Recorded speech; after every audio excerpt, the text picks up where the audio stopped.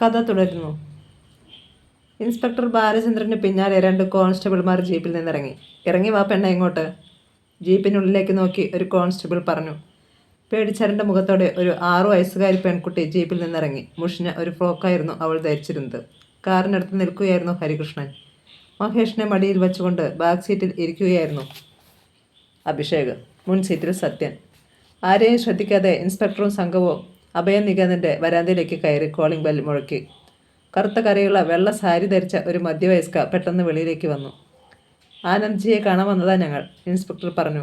ആ സ്ത്രീ പെൺകുട്ടിയൊന്ന് നോക്കി. കയറിയിരുന്നാട്ടെ, ഞാൻ ആനന്ദ്ജിയോട് വിവരം പറയാം. സ്ത്രീ അകത്തേക്ക് പോയി.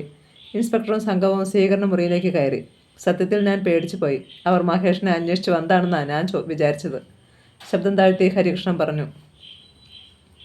ഞാനും പേടിച്ചു പോയി. ഈ കുഞ്ഞിനെ എവിടെ നിന്ന് കിട്ടി എന്ന് ചോദിച്ചാൽ നമ്മൾ എന്തു പറയും? അഭിഷേക് ചോദിച്ചു. ഏറ്റുമാനൂർ അമ്പലപ്പറമ്പിൽ ഇവൻ്റെ അച്ഛൻ ഇവനെ ഉപേക്ഷിച്ചിട്ട് പോയത് കണ്ടപ്പോൾ നമ്മൾ എടുത്തെന്ന് പറയും. ഹരികൃഷ്ണൻ്റെ മറുപടി ഉണ്ടായിരുന്നു. കുഞ്ഞിനെ നമ്മൾ മോഷ്ടിച്ചതാണെന്ന് അയാൾ പറഞ്ഞാലോ? സത്യം ചോദിച്ചു.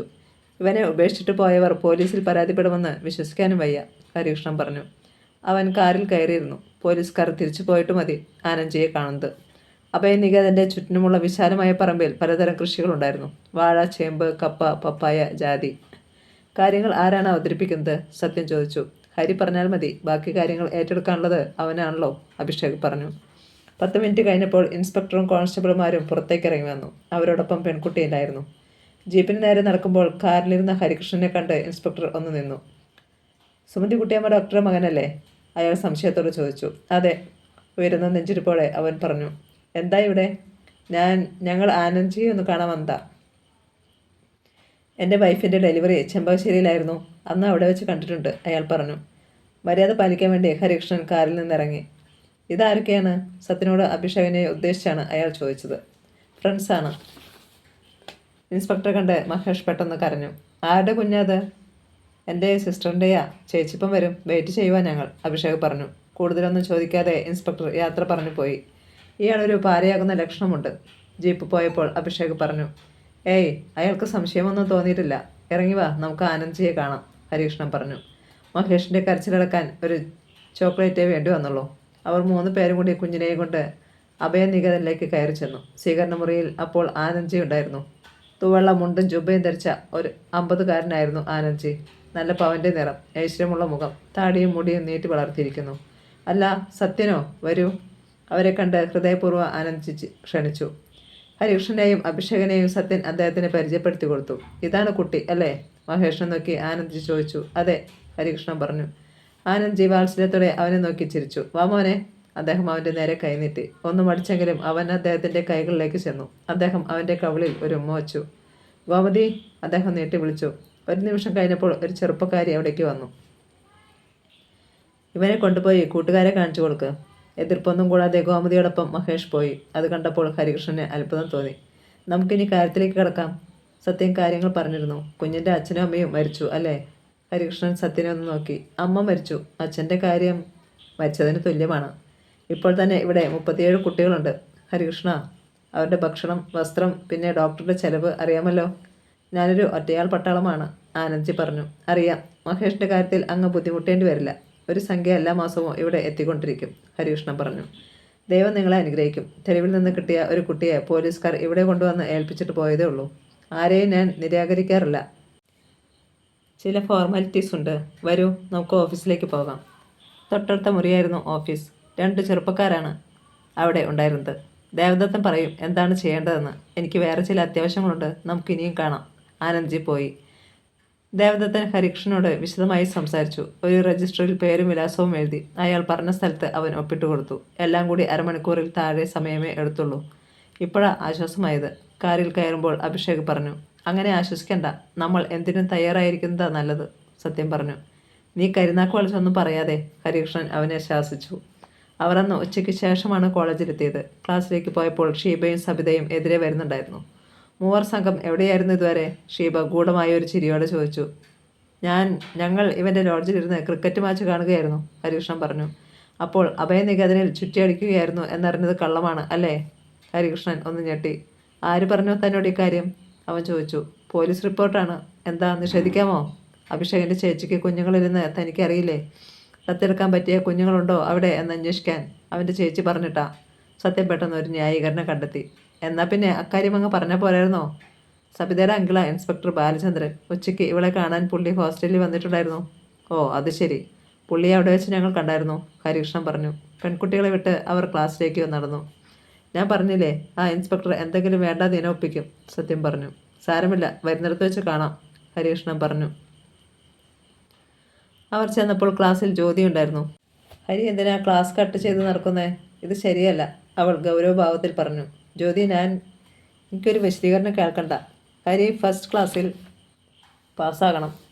ഹോസ്പിറ്റൽ ഉള്ളതുകൊണ്ട് വേറെ ജോലിക്കൊന്നും ശ്രമിക്കേണ്ടല്ലോ. പിന്നെ കല്യാണം കഴിക്കണം, എങ്കിലേ എൻ്റെ മനസ്സിൽ സമാധാനം കിട്ടും. സ്നേഹിച്ച പെണ്ണിനെ കിട്ടിയില്ല, പിന്നെ എന്തിനാണ്?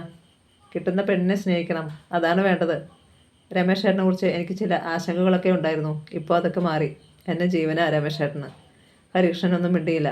പെട്ടെന്ന് അവൻ്റെ മൊബൈൽ ബെല്ലടിക്കാൻ തുടങ്ങി. അവൻ അതെടുത്ത് നോക്കി. പൂർണിമയാണ്. ഹരി, എനിക്ക് അത്യാവശ്യമായി ഒന്ന് കാണണം, ഇന്ന് തന്നെ. എന്താണ്? കാണുമ്പോൾ നേരിട്ട് പറയാം. OP കഴിഞ്ഞ് ഞാൻ 7 മണിക്ക് ക്വാർട്ടേഴ്സിൽ ചെല്ലും. അപ്പോൾ അങ്ങോട്ട് വന്നാൽ മതി. വരാം. മറക്കുമോ? ഇല്ല. അന്ന് വൈകുന്നേരം 7 മണിയായപ്പോൾ അവൻ പൂർണിമയുടെ ക്വാർട്ടേഴ്സിലേക്ക് ചെന്നു. കുളി കഴിഞ്ഞ് ഒരു കോട്ടൺ സാരിയാണ് അവൾ ഉടുത്തിരുന്നത്. ഈറൻമുടി വിതർത്തിട്ടിരുന്നു. എന്താണ് കാണണമെന്ന് പറഞ്ഞത്? ഹരി, ഇരിക്കി പറയാം. രണ്ടിലൊരു തീരുമാനം നാളെ അറിയിക്കണമെന്നാണ് ഹരിയുടെ അമ്മ എന്നോട് ഇന്ന് പറഞ്ഞത്. എന്ത് തീരുമാനം? ഹരിയെ വിവാഹം ചെയ്യാൻ ഞാൻ തയ്യാറാണോ എന്ന്? അവനൊന്നും മിണ്ടിയില്ല. തീരുമാനമെടുക്കും മുമ്പ് ഹരിയോട് ഒരിക്കൽ കൂടി സംസാരിക്കണമെന്ന് എനിക്ക് തോന്നി. അതിനാണ് വരാൻ പറഞ്ഞത്. കാർത്തികയുടെ കാര്യത്തിലും ഷീമയുടെ കാര്യത്തിലും എനിക്ക് ഹരിയെ ഒരു സംശയവുമില്ല. പക്ഷേ എന്താണ് അറിയേണ്ടത്? ചോദിക്കൂ, അവൻ ആവശ്യപ്പെട്ടു. ഹരിക്ക് എന്നെ ഭാര്യയാക്കാൻ ഇഷ്ടമുണ്ടോ? ജ്യോതി പറഞ്ഞ വാക്കുകളാണ് ഹരികൃഷ്ണന് അപ്പോൾ ഓർമ്മ വന്നത്. ഇഷ്ടക്കുറവൊന്നുമില്ല. ഹരിയുടെ മനസ്സിൽ വേറൊരു പെണ്ണുമില്ലെന്ന് എനിക്ക് ഉറപ്പിക്കാമോ? ഉറപ്പിക്കാം. ജ്യോതി, ഞാൻ പറഞ്ഞിട്ടുണ്ടല്ലോ, അവളെ ഒരിക്കൽ ഞാൻ ഭാര്യയാക്കാൻ ആഗ്രഹിച്ചു, പക്ഷെ സാധിച്ചില്ല. ഇപ്പോൾ ആഗ്രഹമില്ല. അവളോട് ഇനി ഒരിക്കലും അടുപ്പം കാണിക്കുകയില്ല. അവളൊരു ഭാര്യയാണ്. അതെന്താ പൂർണിമ ഓർക്കാത്തത്? ക്ഷമ നശിച്ച് അവൻ ചോദിച്ചു. ഓക്കെ, ഇനി ചോദ്യമില്ല. ഹരിയെ കല്യാണം കഴിക്കാൻ തയ്യാറാണെന്ന് നാളെ ഞാൻ അമ്മയോട് പറയട്ടെ? പറഞ്ഞോളൂ. ഇനി വാക്കുമാറല്ലേ? ഇല്ല. പൂർണിമ പെട്ടെന്ന് കൈനീട്ടി അവൻ്റെ കയ്യിലൊന്ന് തൊട്ടു. ഹരികൃഷ്ണൻ എഴുന്നേറ്റു. നാളെ കാണാം, ഗുഡ് നൈറ്റ്. അവൻ കാറിന് നേരെ നടന്നു. അത് നോക്കി പൂർണിമ നിരാശയോടെ നിന്നു. ഹരിയുടെ മനസ്സിൽ വേറെന്തെങ്കിലും പെണ്ണുണ്ടോ? അല്ലെങ്കിൽ പിന്നെ താനൊന്ന് തൊട്ടപ്പോഴേക്ക് എന്തിനാണ് അവൻ എഴുന്നേറ്റ് പോയത്? ഹരികൃഷ്ണൻ്റെ കാർ ഗേറ്റ് കടന്ന് പുറത്തേക്ക് ഇറങ്ങിപ്പോയി. ആലോചനയുടെ പൂർണിമ വീട്ടിലേക്ക് കയറി. കാറിൻ്റെ ശബ്ദം കേട്ട് ജ്യോതി വാതിൽ തുറന്ന് സിറ്റ് ഔട്ടിലേക്ക് ഇറങ്ങിച്ചെന്നു. ഹെഡ്ലൈറ്റിൽ നിന്നുള്ള ശക്തിയായ വെളിച്ചത്തിൽ അവളുടെ കണ്ണുകൾ മഞ്ഞളിച്ചു പോയി. കാറിൽ നിന്നിറങ്ങിയ രമേശ് അവളെ കണ്ട് അത്ഭുതപ്പെട്ടു. കോളേജിൽ നിന്ന് നേരെ ഇങ്ങോട്ട് പോന്നോ? അയാൾ ചോദിച്ചു. എനിക്ക് രമേശ് ചേട്ടനെ ഒരു ദിവസം പോലും കാണാണ്ടിരിക്കാൻ വയ്യ. വന്നത് നന്നായി മോളെ. എനിക്ക് നിന്നെ ഒരു ദിവസം പോലും കാണാതിരിക്കാൻ വയ്യാത്ത അവസ്ഥയാണ്. ചങ്ങനാശ്ശേരിയിൽ നിന്ന് രാമപുരം വരെ നീ ദിവസവും യാത്ര ചെയ്യുന്നത് ബുദ്ധിമുട്ടല്ലെന്ന് വിചാരിച്ചാൽ മാത്രമാ നീ നിൻ്റെ വീട്ടിൽ നിന്നാൽ മതിയെന്ന് ഞാൻ പറയുന്നത്. അയാൾ അവളെ ചേർത്ത് പിടിച്ചു. വേണ്ട, സുരാജൻ ചേച്ചിയോ മറ്റോ? ജ്യോതി പെട്ടെന്ന് ഒഴിഞ്ഞു മാറി. അവൾ ബെഡ്റൂമിലേക്ക് ചെന്നു. എന്നാ ക്ലാസ് തീരുന്നേ? ഷർട്ട് അഴിച്ചുകൊണ്ട് രമേശ് ചോദിച്ചു. കുറേ പോർഷൻസ് പഠിപ്പിച്ച് തീരാനുണ്ട്. ചിലപ്പോൾ ഒരാഴ്ച കൂടി എക്സ്ട്രാ ക്ലാസ് കണ്ടേക്കും. അത് കഴിഞ്ഞാൽ 1 മാസം സ്റ്റഡി ലീവ്, പിന്നെ എക്സാം. സ്റ്റഡി ലീവിന് എന്തായാലും അവിടെ വീട്ടിൽ നിന്നാൽ മതി. ഇവിടെയാണെങ്കിൽ പഠിക്കാൻ ഒട്ടും സമയം കിട്ടത്തില്ല. 3rd ക്ലാസ്സിൽ പാസ്സായാൽ പോരല്ലോ. സ്റ്റഡി ലീവിന് ഞാനിങ്ങ് പോരും. രാവിലെ നിങ്ങളെല്ലാവരും ഓഫീസിൽ പോയാൽ വൈകുന്നേരം വരുന്നത് വരെ ഞാനിവിടെ ഒറ്റയ്ക്കല്ലേ, ആ നേരത്ത് പഠിച്ചോളാം. സുലോചന ചേച്ചി ഇനി പ്രസവം വരെ കംപ്ലീറ്റ് റെസ്റ്റിലായിരിക്കും. അതുകൊണ്ട് വീട്ടിൽ ശരിക്കും ഒരു സെർവൻറ്റിനെ നിർത്താതെ പറ്റില്ല. ഒരാളിനെ കണ്ടുപിടിച്ച് തരാൻ ഞാൻ നടരാജനോട് പറഞ്ഞിട്ടുണ്ട്. അപ്പോഴാണ് അയാളുടെ ഭാര്യയുടെ കാര്യം ജ്യോതിക്ക് ഓർമ്മ വന്നത്. മായയെ ഹോസ്പിറ്റലിൽ നിന്ന് ഡിസ്ചാർജ് ചെയ്തോ? അവൾ ചോദിച്ചു. മായയോ? ഞെട്ടലോടെ അയാൾ അവളെ നോക്കി. നടരാജൻ്റെ വൈഫ് അപ്പൻഡിസൈറ്റിൻ്റെ ഓപ്പറേഷന് ഹോസ്പിറ്റലിലല്ലേ? ഓ, മായാലക്ഷ്മിയുടെ കാര്യമാണോ ചോദിച്ചേ? ഹോസ്പിറ്റലിൽ നിന്ന് കൊണ്ടുപോയി. നീ പറഞ്ഞതുകൊണ്ട് കടം കൊടുത്ത കാശ് ഞാൻ ഇതുവരെ ചോദിച്ചിട്ടില്ല. അയാൾ പെട്ടെന്ന് ഓർത്തുപോലെ പറഞ്ഞു. ഹോസ്പിറ്റലിലെ ബില്ലടയ്ക്കാൻ കൊടുത്തതല്ലേ? ചോദിക്കണ്ട, കിട്ടുമ്പോൾ തരും. വെള്ളം ചൂടാക്കിയിട്ടുണ്ട്. രമേശേട്ടൻ കുളിച്ചിട്ട് വാ. അയാൾ മൂളിപ്പാട്ടോടെ കുളിമുറിയിലേക്ക് പോയി. ജ്യോതി അടുക്കളയിലേക്ക് ചെന്ന് പപ്പടം കാച്ചാൻ തുടങ്ങി. രമേശേട്ടൻ പറഞ്ഞത് നേരാണ്. ഇവിടെയാകുമ്പോൾ ഇഷ്ടം പോലെ ജോലികളുണ്ട്. പഠിക്കാൻ സമയം കിട്ടില്ല. പക്ഷേ ഒരു ജോലിക്കാരിയെ കിട്ടിയാൽ ആശ്വാസമാകും. രാവിലെ വന്നിട്ട് വൈകുന്നേരം പോകുന്ന സ്ത്രീകൾ ആരെങ്കിലും മതി. 8:30 അത്താഴം കഴിഞ്ഞു. രമേശ് റൂമിലേക്ക് പോകുമ്പോൾ സുരാജന ചോദിച്ചു. സെർവൻറ്റിൻ്റെ കാര്യം നീ അന്വേഷിച്ചോ രമേശേ? 2 ദിവസത്തിനുള്ളിൽ കിട്ടും ചേച്ചി. നടരാജൻ ആരോടോ പറഞ്ഞിട്ടുണ്ട്. എത്രയും വേഗം ആളെ നിർത്തണം, അല്ലെങ്കിൽ ജ്യോതിക്കായിരിക്കും കഷ്ടപ്പാട്, ശശാങ്കൻ പറഞ്ഞു. നല്ല ആരോഗ്യമുള്ള ഒരു സ്ത്രീയെ തന്നെ വേണമെന്നാ ഞാൻ പറഞ്ഞിരിക്കുന്നത്. പ്രായമായവരാണെങ്കിൽ അവരെ കൂടി നമ്മൾ ശുശ്രൂഷിക്കേണ്ടി വരും, രമേശ് പറഞ്ഞു. എല്ലാവരും ചിരിച്ചു. പിറ്റേന്ന് രാവിലെ 7 മണിയായപ്പോൾ രമേശ് പോകാനൊരുങ്ങി. ഇന്ന് കോൺക്രീറ്റുള്ള ദിവസമാണ്. 8 മണിക്ക് സൈറ്റിൽ ചെല്ലണം, അല്ലെങ്കിൽ തന്നെ ചങ്ങനാശ്ശേരിയിൽ കൊണ്ടുചെന്ന് വിടാമായിരുന്നു, അയാൾ പറഞ്ഞു. അത് സാരമില്ല, ഞാൻ ബസ്സിൽ പോയിക്കോളാം, അവൾ പറഞ്ഞു. രമേശിനെ യാത്രയാക്കിയിട്ട് ജ്യോതി ബ്രേക്ക്ഫാസ്റ്റ് എടുത്ത് സുരാജനയ്ക്കും ശശാങ്കനും കൊടുത്തു. ജ്യോതി വേഗം ഡ്രസ് ചെയ്തോളൂ, ഞങ്ങൾ ബസ് സ്റ്റോപ്പിൽ ഡ്രോപ്പ് ചെയ്യാം, സുരാജന പറഞ്ഞു. ശരി ചേച്ചി. അപ്പോഴാണ് ഫോൺ ബെല്ലടിച്ചത്. ജ്യോതി ചെന്ന് റിസീവർ എടുത്തു. ഹലോ, ജ്യോതിയാണോ? ഒരു സ്ത്രീസ്വരം ചോദിച്ചു. അതെ. സുലോചന ചേച്ചിയുടെ സ്വരം എനിക്കറിയാം, അതുകൊണ്ടാണ് ജ്യോതിയാണെന്ന് മനസ്സിലായേ. ഞാൻ വിമലയാ. ചേട്ടനിന്ന് ലീവാണ്, രമേശനോടൊന്ന് പറഞ്ഞേക്കണേ. ഏതു വിമല? ജ്യോതിക്ക് മനസ്സിലായില്ല. ആരാ സംസാരിക്കുന്നേ? അവൾ ചോദിച്ചു. അയ്യോ, മനസ്സിലായില്ലയോ? നടരാജൻ്റെ വൈഫാ ഞാൻ. നിങ്ങളുടെ കല്യാണത്തിന് ഞാനും ചേട്ടനും കൂടിയല്ലേ വന്നത്. അന്ന് പരിചയപ്പെടുകയും ചെയ്തു. ഓർമ്മ കാണത്തില്ല. അന്ന് എത്രയോ പേരെ കണ്ടതാ അല്ലയോ? നടരാജൻ്റെ ഭാര്യ വിമല. മായയെ കൂടാതെ വേറെയും ഭാര്യയുണ്ടോ നടരാജന്? മായ എന്നല്ലേ പേര്? ജ്യോതി ചോദിച്ചു. അല്ല, വിമല. നിങ്ങൾ രണ്ടുപേരും കൂടെ ഒരു ദിവസം ഞങ്ങളുടെ വീട്ടിൽ വരണം, ഞാൻ ക്ഷണിക്കുക. അന്നേരം കൂടുതൽ പരിചയപ്പെടാമല്ലോ. ഞാനിപ്പോൾ ഓഫീസിൽ പോകാൻ ഒരുങ്ങുക, വൈക്കട്ടെ. ഏത് ഓഫീസിലാണ് വർക്ക് ചെയ്യുന്നത്? പെട്ടെന്ന് അവൾ ചോദിച്ചു. കോട്ടയത്താ, RTO ഓഫീസിൽ. പെട്ടെന്ന് റിസീവർ വയ്ക്കപ്പെട്ടു. തളർച്ചയുടെ ജ്യോതി കസേരയിലേക്ക് ഇരുന്നു. രമേശ് ഏട്ടൻ പറഞ്ഞതെല്ലാം നുണയായിരുന്നോ? നടരാജൻ ഒരു ദിവസം ഫോൺ ചെയ്തപ്പോൾ ഭാര്യ മായ പാലായിലുള്ള ഹോസ്പിറ്റലിലാണെന്നാണല്ലോ പറഞ്ഞത്. അപ്പോൾ രണ്ടുപേരും കൂടി ഒത്തു കളിക്കുകയായിരുന്നോ? അറിയണം, അറിയാതെ പറ്റില്ല. അവൾ വേഗം വേഷം ധരിച്ചു. സുലോചനയും ശശാങ്കനും കാറിൽ അവളെ ബസ് സ്റ്റോപ്പിൽ വിട്ടു. ബസ്സിൽ ജ്യോതി കോട്ടയത്തിറങ്ങി. ഓട്ടോറിക്ഷ പിടിച്ച് അവൾ നേരെ RTO ഓഫീസിലേക്ക് പോയി. വിമല അപ്പോൾ ഓഫീസിൽ എത്തിയിരുന്നില്ല. അവൾ വരാൻ ജ്യോതിക്ക് കുറേ നേരം കാത്തു നിൽക്കേണ്ടി വന്നു. എന്താ ജ്യോതി ഇവിടെ? കണ്ടപ്പോൾ വിമല ഓടി വന്ന് അവളുടെ കൈ പിടിച്ചു. ജ്യോതി അവളെ ഒന്ന് സൂക്ഷിച്ചു നോക്കി. ഡ്രൈവിംഗ് ലൈസൻസ് എടുക്കണം എനിക്ക്, അതിനെക്കുറിച്ച് അറിയാനും കൂടാ ഞാൻ വന്നത്. പിന്നെ പരിചയപ്പെടുകയും ചെയ്യാമല്ലോ. ഹോസ്പിറ്റലിൽ നിന്ന് എന്നാ ഡിസ്ചാർജ് ചെയ്തത്? ആര്, ഞാനോ? ആര് പറഞ്ഞു ഞാൻ ഹോസ്പിറ്റലിലായിരുന്നെന്ന്? തമാശ കേട്ടതുപോലെ വിമാര ചോദിച്ചു. അപ്പൻഡിസൈറ്റിസിൻ്റെ ഓപ്പറേഷന് വേണ്ടി പാലായിലുള്ള മരിയൻ ഹോസ്പിറ്റലിൽ അഡ്മിറ്റ് ആയേക്കുവാണെന്ന് രമേശേട്ടൻ പറഞ്ഞതുപോലെ ഓർക്കുന്നു. വിമല പൊട്ടിച്ചിരിച്ചു. എനിക്കൊരു പനി പോലും അടുത്ത കാലത്തൊന്നും വന്നിട്ടില്ല ജ്യോതി. പിന്നെ അപ്പൻഡിസൈറ്റിസ്? ജ്യോതിക്ക് തല ചുറ്റുന്നത് പോലെ തോന്നി. നിന്ന നിൽപ്പിൽ അവൾ നിലത്തേക്ക് കുഴഞ്ഞു വീണു. രമേശ് ഓഫീസിൽ വന്നു കഴിഞ്ഞ് അല്പനേരമായപ്പോഴാണ് അയാളുടെ മൊബൈൽ ഫോൺ ബെല്ലടിക്കാൻ തുടങ്ങിയത്. നോക്കിയപ്പോൾ കോട്ടയത്തുള്ള ഏതോ നമ്പറാണ്. ഹലോ, അയാൾ ആ കോൾ എടുത്തു. ഞാനാണ് വിമല. രമേശിന് പൊടുന്നതിനെ ആളിനെ മനസ്സിലായി. നടരാജൻ്റെ ഭാര്യ. എന്താ വിമലേ? നടരാജൻ എന്താ ഇന്ന് ലീവാണോ? ഇതുവരെ വന്നില്ല. ലീവാണ്, അത് പറയാനല്ല ഞാനിപ്പോൾ വിളിച്ചത്. രമേശ്, വേഗം ഇങ്ങോട്ട് വാ, ജ്യോതി എൻ്റെ ഓഫീസിലുണ്ട്. രമേശ് ഞെട്ടിപ്പോയി. ജ്യോതിയോ? എന്തിനാ അവളവിടെ വന്നത്?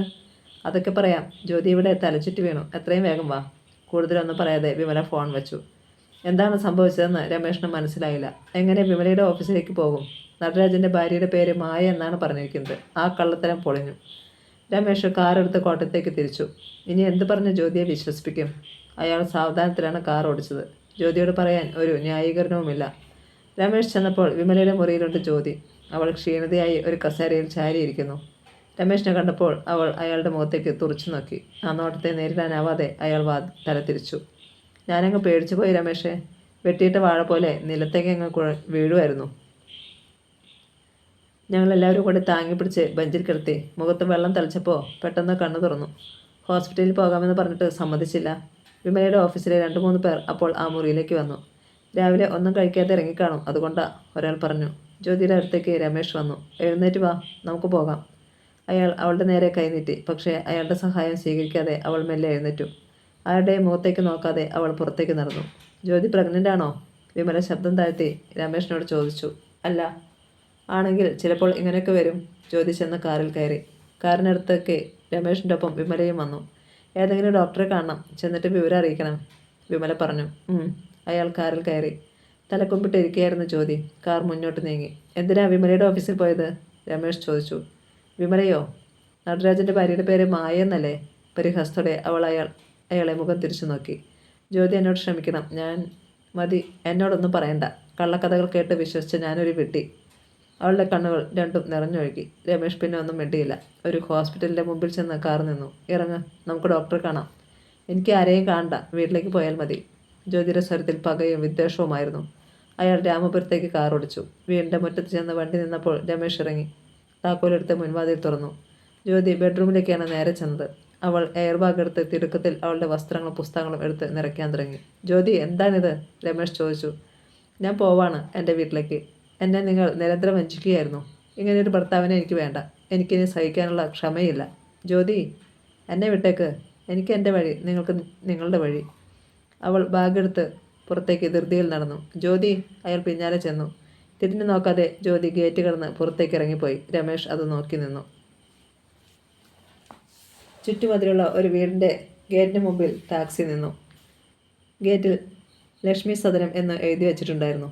ഇതാ സാറേ വീടെന്ന് തോന്നുന്നു, ഡ്രൈവർ പറഞ്ഞു. വാസുദേവ കൈമൾ കാറിൽ നിന്നിറങ്ങി. ഒരു 5 മിനിറ്റ്, ഞാനിപ്പം വരാം. അദ്ദേഹം ഗേറ്റ് തുറന്ന് അകത്തേക്ക് കയറി ചെന്നു. ഒരു സാധാരണ കോൺക്രീറ്റ് വീടായിരുന്നു അത്. മുറ്റത്ത് റബ്ബർ ഷീറ്റുകൾ ഉണക്കാനിട്ടിരിക്കുന്നു. പുറത്ത് ആരെയും കണ്ടില്ല. കോളിംഗ് ബെല്ലടിച്ചപ്പോൾ പ്രായമായ ഒരു സ്ത്രീ ഇറങ്ങി വന്നു. മായയുടെ വീടല്ലേത്? കൈമൾ ചോദിച്ചു. കമലാക്ഷിയമ്മ അദ്ദേഹത്തെ ഒന്ന് പകച്ചു നോക്കി. അതെ. മായയുടെ ആരാണ്? അമ്മയാണ്. ഇവിടെ വേറെ ആരുമില്ലേ? ശശിയുണ്ട്. കയറിയിരുന്നാട്ടെ, വിളിക്കാം. അകത്തേക്ക് കയറി വാസുദേവ കൈമൾ ഒരു കസേരയിലിരുന്നു. അദ്ദേഹം വല്ലാതെ ക്ഷീണിതനായിരുന്നു. അകത്തുനിന്ന് ഒരു ചെറുപ്പക്കാരൻ ഇറങ്ങി വന്നു. ശശിധരനായിരുന്നു അത്. മനസ്സിലായില്ല, അയാൾ പറഞ്ഞു. എൻ്റെ പേര് വാസുദേവ കൈമൾ. ഞാൻ കോട്ടയത്ത് നിന്ന് വരികയാ. എനിക്ക് ചില കാര്യങ്ങൾ അറിയാനുണ്ടായിരുന്നു. എന്താണ് സാറേ? ശശിധരൻ അടുത്ത കസേരയിലിരുന്നു. കമലാക്ഷിയമ്മ ഭിത്തിയിൽ ചാരി നിന്നതേയുള്ളൂ. എനിക്ക് മായയെക്കുറിച്ചാണ് അറിയേണ്ടത്. ക്യാൻസറായിട്ടാണ് മരിച്ചത് അല്ലേ? അതെ. സാറിന് എങ്ങനെ അറിയാം മായയെ? നേരിട്ട് പരിചയമില്ല. പാലായിൽ വന്ന് ഹോസ്പിറ്റലിൽ അന്വേഷിച്ചപ്പോഴാണ് ഇവിടുത്തെ അഡ്രസ്സ് കിട്ടിയേ. എനിക്ക് രമേഷിനെ അറിയാം. പെട്ടെന്ന് ശശിധരൻ്റെ മുഖം കറുത്തു. അയാൾ സാറിൻ്റെ ആരാണ്? എൻ്റെ മകളുടെ ഭർത്താവാണ്. അപ്പോൾ സാറിനെയും അവൻ ചതിച്ചോ? ആശ്ചര്യത്തോടെ ശശിധരൻ അദ്ദേഹത്തെ നോക്കി. ചതിവ് പറ്റി എന്ന ഒടുവിലാണ് മനസ്സിലായത്. കൂടുതൽ വിവരങ്ങൾ അറിയാനാണ് ഞാൻ മായയുടെ വീട് കണ്ടുപിടിച്ച് വന്നത്. കുഞ്ഞിനെ കൊണ്ട് വന്നപ്പോഴാണോ സാറിന് അക്കാര്യം മനസ്സിലായേ? കൈമളൊന്ന് ഞെട്ടി. മായയിൽ അവന് ഒരു കുഞ്ഞ് ജനിച്ചിട്ടുണ്ട്. ആൺകുട്ടിയാ. 2 വയസ്സുണ്ട്. അവൾ മരിച്ചപ്പോൾ കുഞ്ഞിനെ ഞാൻ അവനെ പിടിച്ചേൽപ്പിച്ചു. കൈമൾ തരിച്ചിരുന്നു. നിയമപരമായ കല്യാണമൊന്നുമല്ലായിരുന്നു സാറേ. അവൾ കുറേ നാൾ അവൻ്റെ ആഫീസിൽ താൽക്കാലികമായി ജോലി ചെയ്തിട്ടുണ്ട്. അങ്ങനെയുണ്ടായ പരിചയമായിരുന്നു. കുഞ്ഞിനെ അവൻ വീട്ടിൽ കൊണ്ടുവന്നിട്ടില്ല, കൈമൾ പറഞ്ഞു. എന്നാൽ എവിടെയെങ്കിലും കൊണ്ട് കളഞ്ഞു കാണും. അത്രയ്ക്ക് മനസാക്ഷിയില്ലാത്തവനവൻ. നല്ലവനായിരുന്നെങ്കിൽ ഞാൻ ക്ഷമിക്കുമായിരുന്നു സാറേ. എൻ്റെ പെങ്ങളെ വീണ്ടെടുത്ത് താമസിപ്പിച്ചപ്പോഴും അവന് വേറെ പെണ്ണുങ്ങളുമായി ബന്ധമുണ്ടായിരുന്നു. കൊള്ളരുതാത്തവനാ. സാറിൻ്റെ മോളുടെ ജീവിതം അവൻ നശിപ്പിച്ചല്ലേ? ഹൃദയത്തിൽ കൊളുത്തിപ്പിടിക്കുന്ന ഒരു വേദന അനുഭവപ്പെട്ടു കൈമൾക്ക്. അദ്ദേഹത്തിൻ്റെ തൊണ്ട വരണ്ടു. കുറച്ച് വെള്ളം വേണം. കമലാക്ഷിമ വേഗം അകത്തേക്ക് പോയി. അവനാൾ ശരിയല്ല സാറേ, കളഞ്ഞേക്ക്. അതാ സാറിൻ്റെ മോൾക്കും കുടുംബത്തിനും നല്ലത്, ശശിധരൻ വെറുപ്പോടെ പറഞ്ഞു. കമലാക്ഷിയമ്മ കൊണ്ടുവന്ന വെള്ളം വാങ്ങി അദ്ദേഹം ഒറ്റ വീർപ്പിന് കുടിച്ചു. ഞാൻ ഇറങ്ങട്ടെ? അദ്ദേഹം എഴുന്നേറ്റ് വേച്ചു ചെന്ന് കാറിൽ കയറി. പോകാം. ചങ്ങനാശ്ശേരിയിലെത്തുന്നതുവരെ കൈമൾ കണ്ണുകളടച്ച് സീറ്റിലേക്ക് ചാരിക്കിടന്നു. അതുവരെ മനസ്സിൽ വടംവലി നടക്കുകയായിരുന്നു. വീട്ടിലെത്തിയപ്പോഴേക്ക് അദ്ദേഹത്തിന് ഒരു തീരുമാനമെടുക്കാൻ കഴിഞ്ഞു. കാറിൻ്റെ ശബ്ദം കേട്ട് പത്മാവതി അമ്മയും ജ്യോതിയും സീമയും പുറത്തേക്ക് ഇറങ്ങി വന്നു. ടാക്സി കൂലി കൊടുത്തിട്ട് കൈമൾ പടി കയറി ചെന്നു. 3 പേരും ഉത്കണ്ഠയോടെ അദ്ദേഹത്തെ നോക്കി. നമുക്കവനെ വേണ്ട മോളെ, നീ ആ ബന്ധമങ്ങ് മറന്നേക്ക്, അദ്ദേഹം പറഞ്ഞു. അച്ഛാ, വിശ്വസിക്കാനാവാതെ ജ്യോതി വിളിച്ചു. അവന് ആ ബന്ധത്തിൽ ഒരു കുട്ടിയുണ്ട്. അതിനെ അവൻ എവിടെയോ കൊണ്ടു ചെന്ന് പാർപ്പിച്ചിരിക്കുക. ജ്യോതി അകത്തേക്കോടി. സീമ പിന്നാലെ ചെന്നു. കട്ടിലിൽ വീണ് കിടന്ന ജ്യോതി കരഞ്ഞു. എൻ്റെ ജീവിതം എങ്ങനെയായി പോയല്ലോ മോളെ. അയാൾ ഞാൻ ദൈവത്തെ പോലെ സ്നേഹിച്ചതാ. പക്ഷേ എന്നെ വഞ്ചിക്കുകയായിരുന്നല്ലോ. എന്ത് പറഞ്ഞ് അവളെ ആശ്വസിപ്പിക്കണമെന്ന് അറിയില്ലായിരുന്നു സീമയ്ക്ക്. ജ്യോതിയുടെ ചുമലിൽ അവൾ കൈവച്ചു. കുട്ടിയെ രമേശേട്ടൻ എന്ത് ചെയ്തു? അതാണ് എനിക്ക് മനസ്സിലാകാത്തത്, സീമ പറഞ്ഞു. ജ്യോതി തലയുയർത്തി നോക്കി. വേറൊരു സ്ഥലത്ത് ഭാര്യയും കുഞ്ഞും. എന്നിട്ട് എൻ്റെ ഭർത്താവായിട്ട് അഭിനയം. ഒരു അവാർഡ് കൊടുക്കണം അയാൾക്ക്. അവളുടെ മനസ്സിൽ രോഷം പതഞ്ഞു പൊന്തി. ഇനിയിപ്പോൾ എന്ത് ചെയ്യും നമ്മൾ? ഹൃദയം പൊട്ടി പത്മാവതി അമ്മ ചോദിച്ചു. എനിക്കറിയില്ല ടീച്ചറെ. അറിഞ്ഞിടത്തോളം അവന് ഇത്തരം വേറെയും ബന്ധങ്ങളുണ്ടെന്നാ. നമ്മുടെ കുഞ്ഞിനെ എന്ത് വിശ്വസിച്ച് അവൻ്റെ അടുത്തേക്ക് പറഞ്ഞു വിടും? വാസുദേവ കൈമൾ ഒന്ന് നെടുവീർപ്പിട്ടു. കണ്ണീരൊഴുക്കി ജ്യോതി കിടന്നു. അപ്പോൾ ഒരു മുഖം അവളുടെ മനസ്സിൻ്റെ തിരശ്ശീലയിലേക്ക് ഉയർന്നു വന്നു. ഹരികൃഷ്ണൻ്റെ മുഖമായിരുന്നു അത്. രത്നം ഉപേക്ഷിച്ചിട്ട് മുക്കുമണ്ഡത്തെ സ്വീകരിക്കുകയായിരുന്നില്ലേ താൻ ചെയ്തത്? ചായയും പലഹാരങ്ങളും ഡൈനിങ് ടേബിളിൽ ഭംഗിയായി നിരത്തിയിട്ട് സാവിത്രി സ്വീകരണ മുറിയുടെ വാതിലിലേക്ക് വന്ന് മുഖം കാണിച്ചു. സുമതികുട്ടിയമ്മയ്ക്ക് കാര്യം മനസ്സിലായി. പൂർണിമയുടെ അച്ഛനമ്മമാരായ ഗോപിനാഥൻ നായരും സരോജവും രമേശനും അപ്പോൾ അവിടെ ഉണ്ടായിരുന്നു. ഇനി ചായ കുടിച്ചുകൊണ്ട് സംസാരിക്കാം, സുമതികുട്ടിയമ്മ പറഞ്ഞു. അതിനെന്താ, ചായ കുടിക്കാം. ഗോപിനാഥൻ നായർ സരോജത്തെ നോക്കി. മോനെവിടെ? വിളിച്ചാട്ടെ, അവർ പറഞ്ഞു. ഹരി, രമേശൻ നീട്ടി വിളിച്ചു. ഹരികൃഷ്ണൻ അവൻ്റെ മുറിയിൽ നിന്ന് ഇറങ്ങി വന്നു. നീ എന്താ മുറിയിൽ ചെന്ന് വാതിലടച്ചിരിക്കുന്നത്? രമേശൻ സ്നേഹപൂർവ്വം അവനെ ശകാരിച്ചു. നിങ്ങൾ മുതിർന്നവർ സംസാരിക്കുന്നിടത്ത് എനിക്കെന്താണ് കാര്യം? അതുകൊണ്ടാ. എല്ലാവരും ചിരിച്ചു. ഗോപിനാഥൻ നായരും സരോജവും വന്നപ്പോൾ ഹരികൃഷ്ണനാണ് റെയിൽവേ സ്റ്റേഷനിൽ ചെന്ന് അവരെ സ്വീകരിച്ചു കൊണ്ടുവന്നത്. കണ്ടപ്പോൾ തന്നെ രണ്ടാൾക്കും അവനെ ഇഷ്ടപ്പെട്ടു. എന്നാണ് ഹരിയുടെ എക്സാം തുടങ്ങുന്നത്? ഡൈനിങ് റൂമിലേക്ക് നടക്കുമ്പോൾ ഗോപിനാഥൻ നായർ ചോദിച്ചു. അടുത്ത മാസം 10-ാം തീയതി. അപ്പോൾ വെക്കേഷന് കല്യാണം നടത്താം അല്ലേ? സരോജൻ ചോദിച്ചു. ഞങ്ങൾക്ക് സമ്മതമാണ്, സുമതികുട്ടിയമ്മ പറഞ്ഞു. എല്ലാവരും ചായ കുടിക്കാനിരുന്നു. എനിക്ക് ഒരേയൊരു മോനേ ഉള്ളൂ. എനിക്കുള്ളതെല്ലാം ഇവനുള്ളതാണ്. ഇവനെ ഒരു ഡോക്ടറാക്കണമെന്നായിരുന്നു എൻ്റെ ആഗ്രഹം. പക്ഷേ അത് നടന്നില്ല.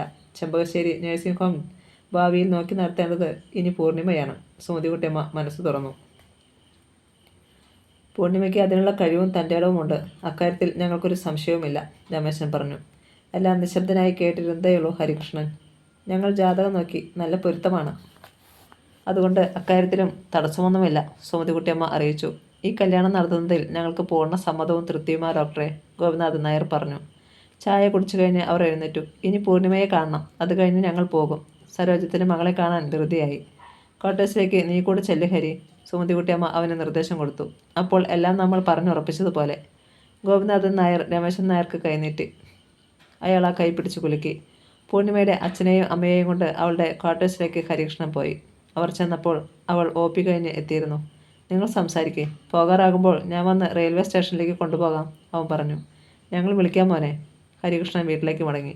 പിറ്റേന്ന് അവൻ കോളേജിൽ ചെന്നപ്പോൾ കരഞ്ഞു കലങ്ങിയ കണ്ണുകളുടെ ജ്യോതി ക്ലാസ്സിലിരിക്കുന്നുണ്ടായിരുന്നു. അവളുടെ മുഖം കണ്ട് അവൻ അമ്പരന്നു. എന്താ ജ്യോതി, എന്ത് പറ്റി? മുഖമുയർത്തി നിസ്സഹായതയോടെ അവൾ അവനെ നോക്കി. രമേശേട്ടനുമായുള്ള ബന്ധം അവസാനിപ്പിക്കാൻ തീരുമാനിച്ചു ഹരി.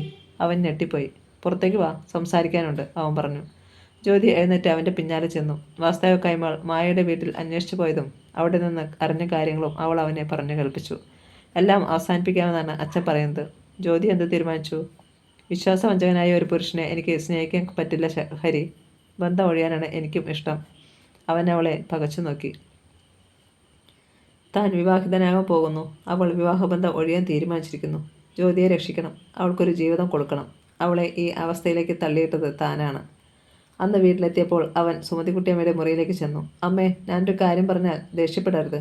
അവർ അവനെ ഒന്ന് സൂക്ഷിച്ചു നോക്കി. എന്താ ഹരി? പൂർണിമയെ കല്യാണം കഴിക്കാൻ എനിക്ക് പറ്റില്ല.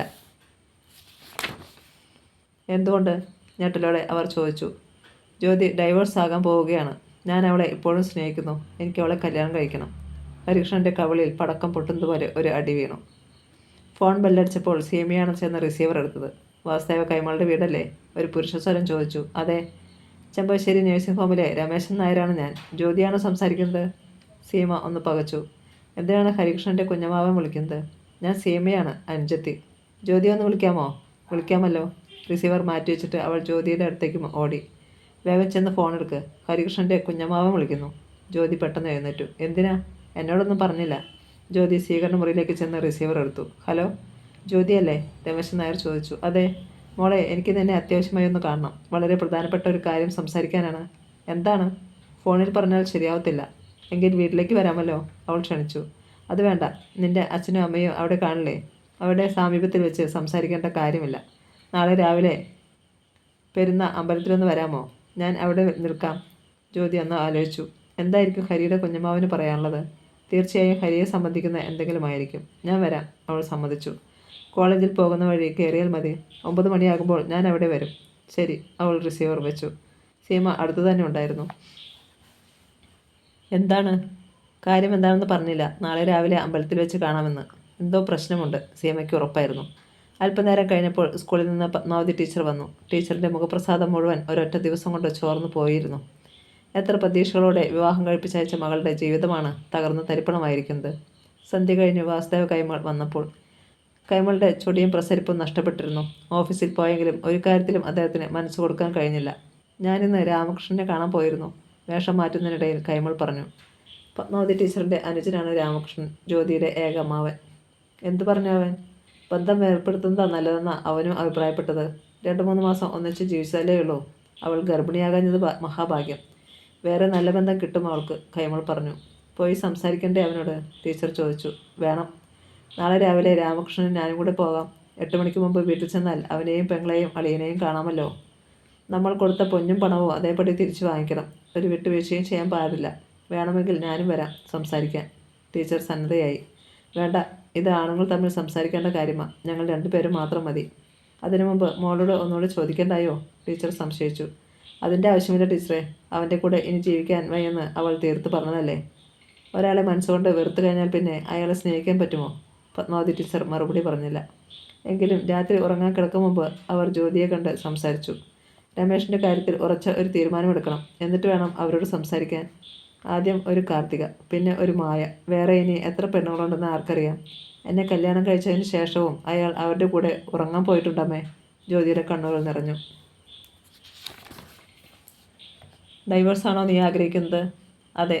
എന്ത് നാണക്കേടും ഞാൻ സഹിച്ചോളാം. എനിക്ക് പഠിക്കണം. എൻ്റെ മുമ്പിൽ പണ്ടേ ഒരു ലക്ഷ്യമുണ്ടായിരുന്നമ്മേ, സിവിൽ സർവീസ് പരീക്ഷ. പത്മാവതി ടീച്ചർ മകളെ ഒന്ന് നോക്കി. ഒരുപക്ഷേ ദൈവം മറ്റെന്തോ കണ്ടിട്ടുണ്ട്. അവർ ദീർഘമായി ഒന്ന് നിശ്വസിച്ചു. പിറ്റേന്ന് രാവിലെ 6 മണിയായപ്പോൾ വാസുദേവ കൈമൾ കോട്ടയത്തേക്ക് പോയി. അവിടെ നിന്ന് രാമകൃഷ്ണനെയും കൊണ്ട് രാമപുരത്തിന് പോകാനായിരുന്നു അദ്ദേഹത്തിൻ്റെ ഉദ്ദേശ്യം. അന്ന് കോളേജിൽ പോകാൻ അരമണിക്കൂർ നേരത്തെ ജ്യോതി വീട്ടിൽ നിന്നിറങ്ങി. അമ്പലത്തിൻ്റെ മുന്നിലെത്തിയപ്പോൾ റോഡരികിൽ പാർക്ക് ചെയ്ത കാറിനുള്ളിൽ രമേശൻ നായർ കാത്തിരിക്കുന്നുണ്ടായിരുന്നു. അവളെ കണ്ട് അയാൾ കാറിൽ നിന്നിറങ്ങി. മുണ്ടും മൂടിപ്പുതച്ച നേരിതുമായിരുന്നു അയാളുടെ വേഷം.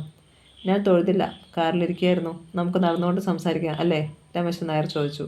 അവൾ തലകുലുക്കി. അതായിരിക്കും നല്ലത്. ആർക്കും സംശയമുണ്ടാകണ്ട.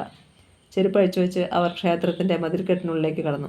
ജ്യോതിയുടെ സഹായം അഭ്യർത്ഥിക്കാനാണ് കാണണമെന്ന് ഞാൻ പറഞ്ഞത്. എന്താണെന്ന അർത്ഥത്തിൽ അവൾ അയാളെ നോക്കി. ജ്യോതിയും ഹസ്ബൻഡും പിരിയാൻ പോവാണോ? അതെ. ഒരു തരത്തിലും പൊരുത്തപ്പെട്ടു പോകാൻ പറ്റാത്ത ബന്ധമാണത്. ഇക്കാര്യം ഹരിയോട് പറഞ്ഞു അല്ലേ? ഉവ്. അതാ കുഴപ്പമായത്. ഞങ്ങളെ അവൻ വിഷമത്തിലാക്കിയിരിക്കുക മോളെ. അവൾ ഉത്കണ്ഠയോടെ അയാളെ നോക്കി. പൂർണിമയെ അറിയാമല്ലോ. നിങ്ങൾ പഴയ കൂട്ടുകാരികളല്ലേ? പൂർണിമയുമായി ഹരിയുടെ കല്യാണം ഏതാണ്ട് തീർച്ചപ്പെടുത്തിയതാ. അവളുടെ അച്ഛനും അമ്മയും വന്നിട്ടുണ്ടായിരുന്നു. ഞങ്ങൾ തമ്മിൽ പരസ്പരം വാക്കു കൊടുക്കുകയും ചെയ്തു. പക്ഷേ ഇപ്പോൾ എല്ലാം തകിടം മറിഞ്ഞിരിക്കുകയാണ്. എന്തുപറ്റി കുഞ്ഞമാവാ? വേവലാതിയോടെ അവൾ ചോദിച്ചു. ഹരിക്ക് പൂർണിമയെ കല്യാണം കഴിക്കാൻ പറ്റില്ലെന്ന് അവൻ ഇന്നലെ സുമതി ചേച്ചിയോട് അക്കാര്യം പറഞ്ഞു. ചേച്ചിയാകെ തകർന്നു പോയി. ജ്യോതിക്ക് ഒന്നും മനസ്സിലായില്ല. എന്താ ഹരിക്ക് പെട്ടെന്നൊരു മാറ്റം? നീ ഡൈവേഴ്സ് വാങ്ങാൻ പോവാണെന്ന് അറിഞ്ഞതാ കാരണം. അവന് നിന്നെ കല്യാണം കഴിക്കണമെന്ന്. അവൾ ഞെട്ടിപ്പോയി. എന്തൊരു വിഡിത്തമാ ഹരി പറയുന്നത്? പൂർണിമയെ സുമതി ചേച്ചി വല്ലാതെ ഇഷ്ടപ്പെട്ടു പോയി. ഇതറിഞ്ഞാൽ അവൾ ആ നിമിഷം രാജിവെച്ച് പോകും. തന്നെയുമല്ല, അവളുടെ അച്ഛനും അമ്മയും ഞങ്ങളെക്കുറിച്ച് എന്ത് വിചാരിക്കും? അവർ നടന്ന് ശ്രീകോവിലിൻ്റെ മുന്നിലെത്തിയിരുന്നു. മോൾക്ക് മാത്രമേ ഇനി സഹായിക്കാൻ പറ്റൂ, പെട്ടെന്ന് രമേശൻ നായർ പറഞ്ഞു. ജ്യോതി തലത്തിരിച്ച് അയാളെ നോക്കി. ഭർത്താവിൻ്റെ വീട്ടിലേക്ക് ഉടൻ തിരിച്ചു പോകണം. നിങ്ങൾ വേർപിരിയുന്നില്ലെന്ന് ഹരിയെ അറിയിക്കണം. അവൾ വീണ്ടും ഞെട്ടി. പക്ഷേ കുഞ്ഞമാവാ, എതിർത്തൊന്നും പറയരുത്. ഇതെൻ്റെ മാത്രം അഭ്യർത്ഥനയല്ല മോളെ, ഒരമ്മയുടെ അപേക്ഷ കൂടിയാണ്. ഹരിയെ നീ അല്പമെങ്കിലും സ്നേഹിക്കുന്നുണ്ടെങ്കിൽ അവനെ നീ രക്ഷപ്പെടുത്തണം. കൈകൂപ്പി നിന്നു രമേശൻ നായർ. ശ്രീകോവിലേക്ക് നോക്കി ജ്യോതി ഉള്ളുരുകി ചോദിച്ചു. എന്തിനാണ് ദൈവമേ എന്നെ എങ്ങനെ പരീക്ഷിക്കുന്നത്? പറയുന്നത് ശരിയല്ലെന്നറിയാം. എന്നാലും അവൻ്റെ കല്യാണം കഴിയുന്നതുവരെയെങ്കിലും നീ നിൻ്റെ ഹസ്ബൻഡിൻ്റെ വീട്ടിൽ താമസിക്കണം. പറ മോളെ, സമ്മതിക്കില്ലേ? ഭൂമി തനിക്ക് ചുറ്റും അതിവേഗം കറങ്ങുന്നത് പോലെ ജ്യോതിക്ക് തോന്നി. ഹരിയുടെ ജീവിതമാണോ അതോ തൻ്റെ ജീവിതമാണോ പ്രധാനം? ഞാൻ ആലോചിച്ചൊരു മറുപടി പറയാം. അവൾ രക്ഷപ്പെടാൻ ശ്രമിച്ചു. അത് പറ്റില്ല.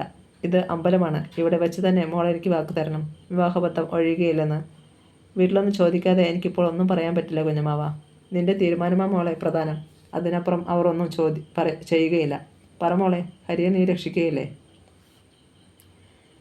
ജ്യോതിക്ക് പിന്നെ പിടിച്ചു നിൽക്കാൻ പറ്റിയില്ല. അയാളുടെ നിർബന്ധത്തിന് അവൾ വഴങ്ങി. ഞാൻ രമേശേട്ടൻ്റെ അടുത്തേക്ക് പോകാം. തൽക്കാലം ഡൈവേഴ്സിന് വേണ്ടി ശ്രമിക്കുന്നില്ല. ടാക്സി ശ്രീഭദ്രയുടെ മുറ്റത്ത് നിന്നപ്പോൾ ഓഫീസിലേക്ക് പോകാൻ സുലോചനയും ശശാങ്കനും ഒരുങ്ങുകയായിരുന്നു.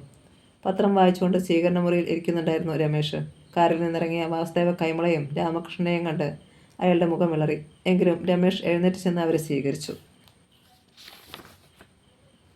എന്താ ഇത്ര രാവിലെ? ഭവ്യത നിറച്ച് അയാൾ ചോദിച്ചു. വരേണ്ടി വന്നു, ഗൗരവം വിടാതെ കൈമൾ പറഞ്ഞു. ഇരുന്നാട്ടെ. ഇരിക്കാനൊന്നും അധികം സമയമില്ല. പറയാനുള്ളത് പറഞ്ഞിട്ട് വേഗം പോകണം.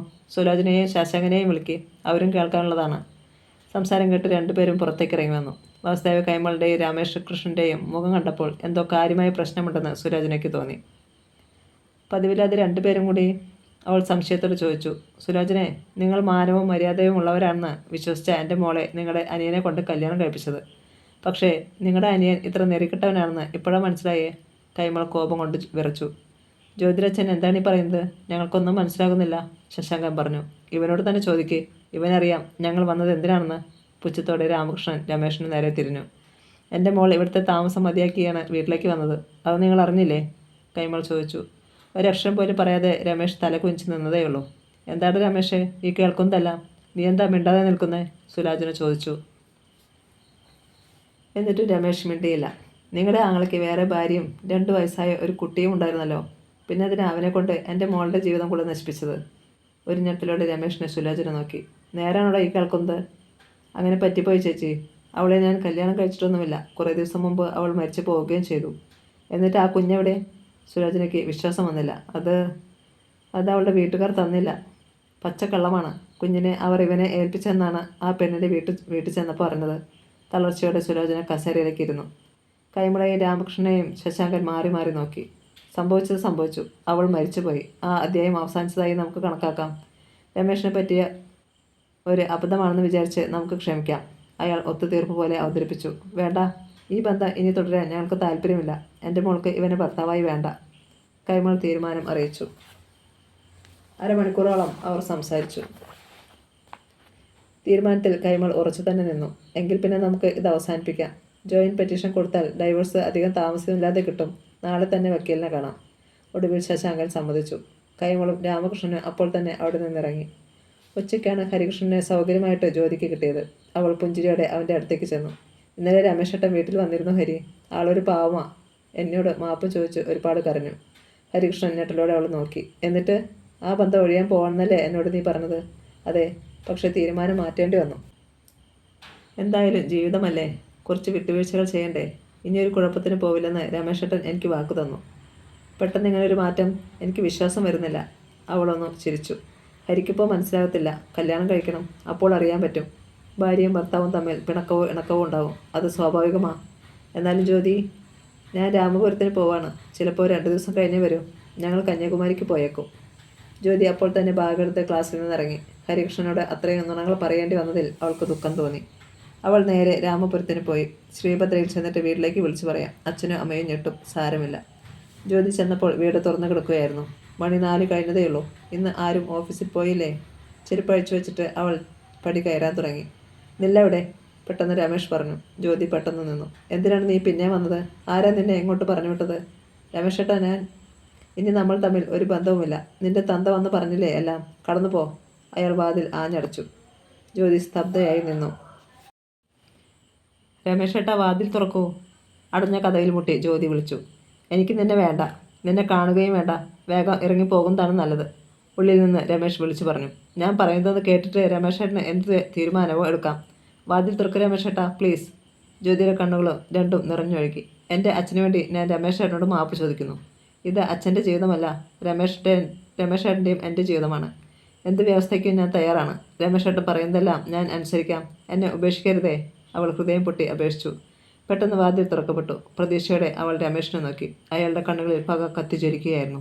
നിന്റെ അച്ഛനും അമ്മാവനും കൂടെ ഇവിടെ വന്നിരുന്നു. എന്നെ അധിക്ഷേപിച്ചതിന് കയ്യും കണക്കുമില്ല.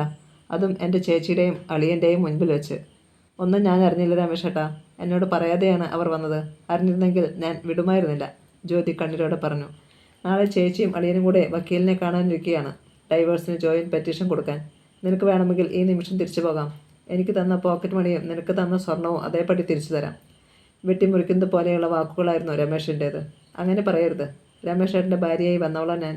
ഇനി ഇതാണ് എൻ്റെ വീട്. എന്നെ ഇവിടുന്ന് വിടരുതേ. അവൾ തൊഴുകൈകളോടെ അയാളുടെ മുമ്പിൽ നിന്നു. അപ്പോഴാണ് ഒരു കാർ ഗേറ്റ് കടന്ന് കയറി വന്നത്. സുലോചനയും ശശാങ്കനുമായിരുന്നു അത്. ജ്യോതിയെ കണ്ട് അവർ അമ്പരപ്പോടെയാണ് കാറിൽ നിന്നിറങ്ങിയത്. അവൾ ഓടി സുലോചനയുടെ അടുത്തേക്ക് ചെന്നു. ചേച്ചി, അച്ഛൻ വന്ന് പറഞ്ഞതൊക്കെ മറക്കണം. എനിക്ക് ഡൈവേഴ്സ് വേണ്ട. രമേശേട്ടൻ്റെ കൂടെ ജീവിച്ചാൽ മതി. അപ്പോൾ നിന്റെ സമ്മതമില്ലാതെയാണോ അച്ഛൻ വന്നത്? ശശാങ്കൻ ചോദിച്ചു. ഇന്ന് വരുമെന്ന് ഞാൻ വിചാരിച്ചില്ല. ഇനി ഞാൻ ഇങ്ങോട്ട് ഇല്ലെന്ന് അച്ഛനോട് പറഞ്ഞിരുന്നു. പക്ഷേ അത് അന്നേരത്തെ വിഷമം കൊണ്ടായിരുന്നു. ഇപ്പോൾ നീ വന്നത് അച്ഛൻ്റെ അനുവാദത്തോടെയാണോ? സുലോചന ചോദിച്ചു. അല്ല, അച്ഛൻ അറിഞ്ഞിട്ടില്ല. എൻ്റെ സ്വന്തം ഇഷ്ടപ്രകാരമാണ്. അത് ശരിയാവത്തില്ല. വേണമെങ്കിൽ അവളുടെ അച്ഛൻ അവളെ ഇവിടെ കൊണ്ടുവിടട്ടെ. അല്ലാതെ ഞാൻ സ്വീകരിക്കത്തില്ല. ഉറച്ച സ്വരമായിരുന്നു രമേശിൻ്റേത്. അല്ല രമേശ്, നീയും ജ്യോതിയും ഭർത്താവും ഭാര്യയുമാണ്. നിങ്ങൾ ഒന്നിച്ച് ജീവിക്കണോ എന്ന് തീരുമാനമെടുക്കേണ്ടത് ഞങ്ങളോ അല്ലെങ്കിൽ ജ്യോതിയുടെ അച്ഛനോ അല്ല. നിങ്ങൾ 2 പേരും കൂടിയാണ്. സുലോചന പെട്ടെന്ന് ഇടപെട്ടു. ഞാൻ തയ്യാറാണ് ചേച്ചി. സുലോചന രമേശിൻ്റെ നേർക്ക് തിരിഞ്ഞു. നീയോ? അയാളൊന്ന് ആലോചിച്ച് നിന്നു. തയ്യാറാണ്, പക്ഷേ ചില നിബന്ധനകളുണ്ട്. പിന്നെ അയാൾ പറഞ്ഞു. എന്ത് നിബന്ധനകൾ? ശശാങ്കൻ ചോദിച്ചു. അത് ഞാൻ ഇവളോട് പറഞ്ഞോളാം. ശരി, അകത്തേക്ക് ചെല്ലു ജ്യോതി. രമേശ് അവളുടെ മുറിയിലേക്ക് പോയി. പിന്നാലെ ജ്യോതിയും ചെന്നു. അയാൾ തിരിഞ്ഞു നിന്ന് അവളുടെ മുഖത്തേക്ക് നോക്കി. എന്താണ് രമേശേട്ടൻ്റെ നിബന്ധനകൾ? അവൾ ചോദിച്ചു. പറയാം. ഒരു കാര്യത്തിലും നീ എന്നെ കുറ്റപ്പെടുത്താനോ ചോദ്യം ചെയ്യാനോ പാടില്ല. ശരി, അവൾ സമ്മതിച്ചു. നിനക്ക് നിന്റെ വീട്ടിലേക്ക് പോകണമെങ്കിൽ ഇഷ്ടമുള്ളപ്പോഴൊക്കെ പോകാം. പക്ഷേ നിന്റെ വീട്ടിൽ നിന്ന് ആരും ഇവിടെ വരാൻ പാടില്ല. കടുത്ത നിബന്ധനയാണത്. പക്ഷേ സമ്മതിക്കാതെ പറ്റില്ലല്ലോ. വീട്ടിലേക്ക് പോകാൻ എനിക്ക് എപ്പോഴും സ്വാതന്ത്ര്യമുണ്ട്. അതുകൊണ്ട് വീട്ടിൽ ചെന്ന് എപ്പോൾ വേണമെങ്കിലും എല്ലാവരെയും കാണാം. ശരി, ആരും വരരുതെന്ന് ഞാൻ പറയാം. എനിക്ക് വേറെ പല പെണ്ണുങ്ങളുമായിട്ടും ബന്ധമുണ്ടെന്നായിരുന്നു നിന്റെ അച്ഛൻ്റെ ആരോപണം. അത്തരം ഒരു ആരോപണവും മേലിൽ നിന്റെ ഭാഗത്തു നിന്നുണ്ടാവാൻ പാടില്ല. അവൾ അയാളുടെ മുഖത്തേക്ക് ഒന്ന് നോക്കി. ഇനി ഇഷ്ടമുള്ള ഏത് സ്ത്രീയുമായും ചങ്ങാത്തം കൂടാനുള്ള ലൈസൻസാണ് അയാൾ ആഗ്രഹിക്കുന്നത്. അത് കൊടുക്കാതെ പറ്റില്ല. വേണമെങ്കിൽ എല്ലാം മതിയാക്കി ഗുഡ് ബൈ പറഞ്ഞ് ഇപ്പോൾ പോകാവുന്നതേയുള്ളൂ. പക്ഷേ അതറിഞ്ഞാൽ പൂർണിമയെ ഹരി വിവാഹം ചെയ്യുകയില്ല. ഡോക്ടർ സുമതികുട്ടിയമ്മയ്ക്ക് ഒരു ഡോക്ടറെ മരുമകളായി കിട്ടുകയില്ല. ഹരിയുടെ അമ്മാവന് താൻ കൊടുത്ത വാക്ക് ലംഘിക്കപ്പെടും. ശരി രമേശേട്ടാ, ഒരു കാര്യത്തിലും ഞാൻ എന്നെ കുറ്റപ്പെടുത്തുകയില്ല, ചോദ്യം ചെയ്യുകയുമില്ല. പോരെ? അയാൾ അവളുടെ മുഖത്തേക്ക് ഒന്ന് സൂക്ഷിച്ചു നോക്കി. സത്യം പറ, ആർക്കു വേണ്ടിയാണ് നീ ത്യാഗമെല്ലാം ചെയ്യുന്നത്? ആർക്കു വേണ്ടിയുമല്ല. 2 ദിവസം മുമ്പ് എല്ലാം അവസാനിപ്പിച്ച് ഭാഗമെടുത്ത് പോയവളാണ് നീ. തിരിച്ചു വന്നത് സ്വന്തം ഇഷ്ടപ്രകാരമല്ല. അങ്ങനെ വിശ്വസിക്കാൻ ഞാനത്ര മണ്ടനൊന്നുമല്ല. പറ, ആരാണിതിൻ്റെ പിന്നിൽ? മറുപടി പറയാതെ അവൾ മുഖം കുച്ചു നിന്നു. രമേഷിൻ്റെ ചുണ്ടുകളിൽ ഒരു പരിഹാസ ചിരി വിരിഞ്ഞു. പറയണ്ട, ഞാൻ കണ്ടുപിടിച്ചോളാം. പത്മാവതി ടീച്ചർ സ്കൂളിൽ നിന്ന് വന്നപ്പോൾ 5 മണി കഴിഞ്ഞു. അപ്പോൾ വഴിക്കണ്ണുമായി സീമ മുൻവശത്ത് തന്നെ നിൽക്കുന്നുണ്ടായിരുന്നു. എന്താ മോളെ? അവളുടെ മുഖത്ത് ഉത്കണ്ഠ കണ്ട ടീച്ചർ ചോദിച്ചു. ചേച്ചി കോളേജിൽ നിന്ന് ഇതുവരെ വന്നില്ലാമേ. വന്നില്ലേ? ചിലപ്പോൾ ലൈബ്രറിയിൽ കയറി കാണും. ക്ലാസ് കഴിഞ്ഞ് 5 മണി ആയതല്ലേ ഉള്ളൂ. അവളിങ്ങ് വരും. ടീച്ചർ സ്വയം സമാധാനിച്ചു. രാവിലെ വല്ലാതെ മനസ്സ് വിഷമിച്ചല്ലേ പോയത്. ഇന്ന് പോകണ്ടെന്ന് പലവട്ടം ഞാൻ ചേച്ചിയോട് പറഞ്ഞതാ. എനിക്ക് പേടി തോന്നുന്നു അമ്മേ. സീമ പറഞ്ഞു കേട്ട് ടീച്ചർക്കും ഭയം തോന്നി. മോൾ ആ മല്ലികയെ ഒന്ന് വിളിക്കേ. ക്ലാസ് വിട്ട് കഴിഞ്ഞ് ലൈബ്രറിയിൽ പോകുന്നത് കണ്ടോന്ന് ചോദിക്കേ. ഹോസ്റ്റലിലെ നമ്പർ തപ്പിയെടുത്ത് സീമ അപ്പോൾ തന്നെ മല്ലികയെ വിളിച്ചു. ജ്യോതി വീട്ടിൽ വന്നില്ല ഇതുവരെ? അവൾ ഉച്ചയായപ്പോൾ കോളേജിൽ നിന്ന് പോയല്ലോ, മല്ലിക പറഞ്ഞു. എങ്ങോട്ട് പോവാണെന്ന് പറഞ്ഞേ? ഇല്ല, ഉച്ച കഴിഞ്ഞ് അവൾ ക്ലാസ്സിൽ വന്നതേയില്ല. വീതി നിറയുന്ന മനസ്സോടെയാണ് സീമ റിസീവർ വെച്ചത്. അടുത്ത് പത്മാവതി ടീച്ചർ നോക്കി നിൽക്കുന്നുണ്ടായിരുന്നു. ചേച്ചി ഉച്ചയ്ക്ക് ശേഷം കോളേജിലില്ലായിരുന്നെന്ന്. പത്മാവതി ടീച്ചർ നടുങ്ങി. എൻ്റെ കുഞ്ഞു വല്ല കടും കയ്യും. ചേച്ചി അത്ര മണ്ടിയൊന്നുമല്ലമ്മേ. ചിലപ്പോൾ ഏതെങ്കിലും കൂട്ടുകാരിയുടെ വീട്ടിൽ. പറഞ്ഞു കഴിഞ്ഞപ്പോൾ സീമയ്ക്ക് പോലും അതിൽ വിശ്വാസം തോന്നിയില്ല. പെട്ടെന്ന് ഫോൺ ബെല്ലടിക്കാൻ തുടങ്ങി. 2 പേരും ഞെട്ടി. സീമ വേഗം റിസീവർ എടുത്തു. ഹലോ. സീമ, ഇതിനാരാ? ജ്യോതിയുടെ സ്വരം കേട്ടപ്പോൾ അവളുടെ നെഞ്ചിലൊരു തണുപ്പ് വീണു. എവിടെയാ ചേച്ചി? ഞാനിങ്ങ് പോന്നു മോളെ, രമേശേട്ടൻ്റെ വീട്ടിൽ. ഇപ്പോൾ എല്ലാവരും ഉണ്ട് ഇവിടെ. കേട്ടത് വിശ്വസിക്കാൻ കഴിഞ്ഞില്ല സീമയ്ക്ക്. ചേച്ചി രാമപുരത്ത് വീട്ടിലുണ്ടമ്മേ. റിസീവർ പൊത്തിപ്പിടിച്ച് സീമ അവളോട് പറഞ്ഞു. ടീച്ചർക്കും വിശ്വസിക്കാൻ കഴിഞ്ഞില്ല. നീയതിങ്ങ് തന്നെ. ടീച്ചർ സീമയുടെ കയ്യിൽ നിന്ന് റിസീവർ വാങ്ങി. എന്താ ജ്യോതി ഞാനീ കേൾക്കുന്നത്? നീ വീണ്ടും അവൻ്റെ അടുത്ത് പോയെന്നോ? പിന്നെ എന്തിനാണ് നീ അവിടുന്ന് എല്ലാം മതിയാക്കി ഇറങ്ങിപ്പോന്നത്? ടീച്ചർ ചോദിച്ചു. അമ്മേ, നീ തിരിച്ചു പോയതിലൊരു തെറ്റുമില്ല. അങ്ങനെയാണ് വേണ്ടത്. പക്ഷേ നീ എന്തിനാണ് മോളെ ഇവിടെ വന്ന് ഒരു ഭൂകമ്പം ഉണ്ടാക്കിയത്? അച്ഛനും രാമകൃഷ്ണമ്മാവനും കൂടി അവിടെ വന്ന് ഡൈവേഴ്സിൻ്റെ കാര്യം പറഞ്ഞ് തീരുമാനിച്ചു വന്നതിൻ്റെ പിറകെ നീ. അവർ പോകുന്ന കാര്യം ഞാൻ അറിഞ്ഞിരുന്നില്ലല്ലോ അമ്മേ. അല്ലെങ്കിൽ തന്നെ അത്ര പെട്ടെന്ന് പൊട്ടിച്ചെറിയാൻ പറ്റുന്നതാണോ താലിച്ചാർഡ്? അമ്മയല്ലേ മുമ്പ് എനിക്ക് പറഞ്ഞു തന്നത് പെണ്ണ് ഭൂമിയോളം ക്ഷമിക്കണമെന്ന്? പത്മാവതി ടീച്ചർക്ക് അതിന് മറുപടിയില്ലായിരുന്നു. ഞാൻ വന്നപ്പോൾ രമേശേട്ടൻ എല്ലാം മറന്ന് എന്നെ സ്വീകരിച്ചു. ഞാൻ സന്തോഷവതിയാണമ്മേ. അച്ഛൻ വരുമ്പോൾ വിവരം പറയണം. എന്നോട് ക്ഷമിക്കാനും പറയണം. കൂടുതലൊന്നും സംസാരിക്കാതെ ജ്യോതി ഫോൺ വെച്ചു. അച്ഛൻ വരുമ്പോൾ എന്തു പറയും? സീമ ചോദിച്ചു. ഇത്തിരി നാണം കഴിയേണ്ടി വന്നാലും സാരമില്ല. അവൾ വീണ്ടും അവൻ്റെ അടുത്ത് ചെന്നല്ലോ. ഇനിയെങ്കിലും കുഴപ്പങ്ങളൊന്നും ഉണ്ടാകാതിരുന്നാൽ മതിയായിരുന്നു, ടീച്ചർ പ്രാർത്ഥിച്ചു. അപ്പോഴാണ് വാസുദേവ കൈമൾ വന്നത്. വല്ലാത്ത പരീക്ഷണനായിരുന്നു അദ്ദേഹം. തളർച്ചയോടെ അദ്ദേഹം കസേരയിലിരുന്നു. ജ്യോതി എവിടെ? വിളിക്കേ, കൈമൾ പറഞ്ഞു. പത്മാവതി ടീച്ചറും സീമയും പരസ്പരം നോക്കി. ഞാൻ രാമപുരത്ത് പോയ വിവരം പറയാനാണ്. ചില നിയമ നടപടികൾ വേണ്ടിവരും. പുകഞ്ഞ കൊള്ളി പുറത്ത്, അത് തന്നെ നല്ലത്. ആരും ഒന്നും മിണ്ടിയില്ല. എന്താ അവളെ വിളിക്കാത്തത്? കൈമൾ തലത്തിരിച്ചു നോക്കി. അവളിവിടെ ഇല്ല. ഒരു വിധത്തിൽ ടീച്ചറുടെ ശബ്ദം പുറത്തു വന്നു. എവിടെ പോയി? അവൾ രാമപുരത്താണ്. കുറച്ച് മുമ്പേ വിളിച്ചിരുന്നു. അവൾക്ക് അവനെ മതിയെന്ന്. അന്താളിച്ച കൈമൾ അവരെ നോക്കി. എന്താ ടീച്ചറെ പറയുന്നത്? അങ്ങനെയെല്ലാം ഞാൻ പറഞ്ഞ ശേഷം അവൾ പിന്നെയും അങ്ങോട്ട് പോയെന്നോ? അവൾക്ക് എന്താ പറ്റിയത്? ഇത്ര വിഡ്ഢിയായി പോയോ എൻ്റെ മോൾ? നെഞ്ചിൽ കൈവച്ച് കൈമൾ പെട്ടെന്ന് എഴുന്നേറ്റു. വെട്ടിമുറിക്കാൻ എളുപ്പമാ, പിന്നെ കൂട്ടിച്ചേർക്കാൻ ഒരുപാട് പാടുപെടേണ്ടി വരും.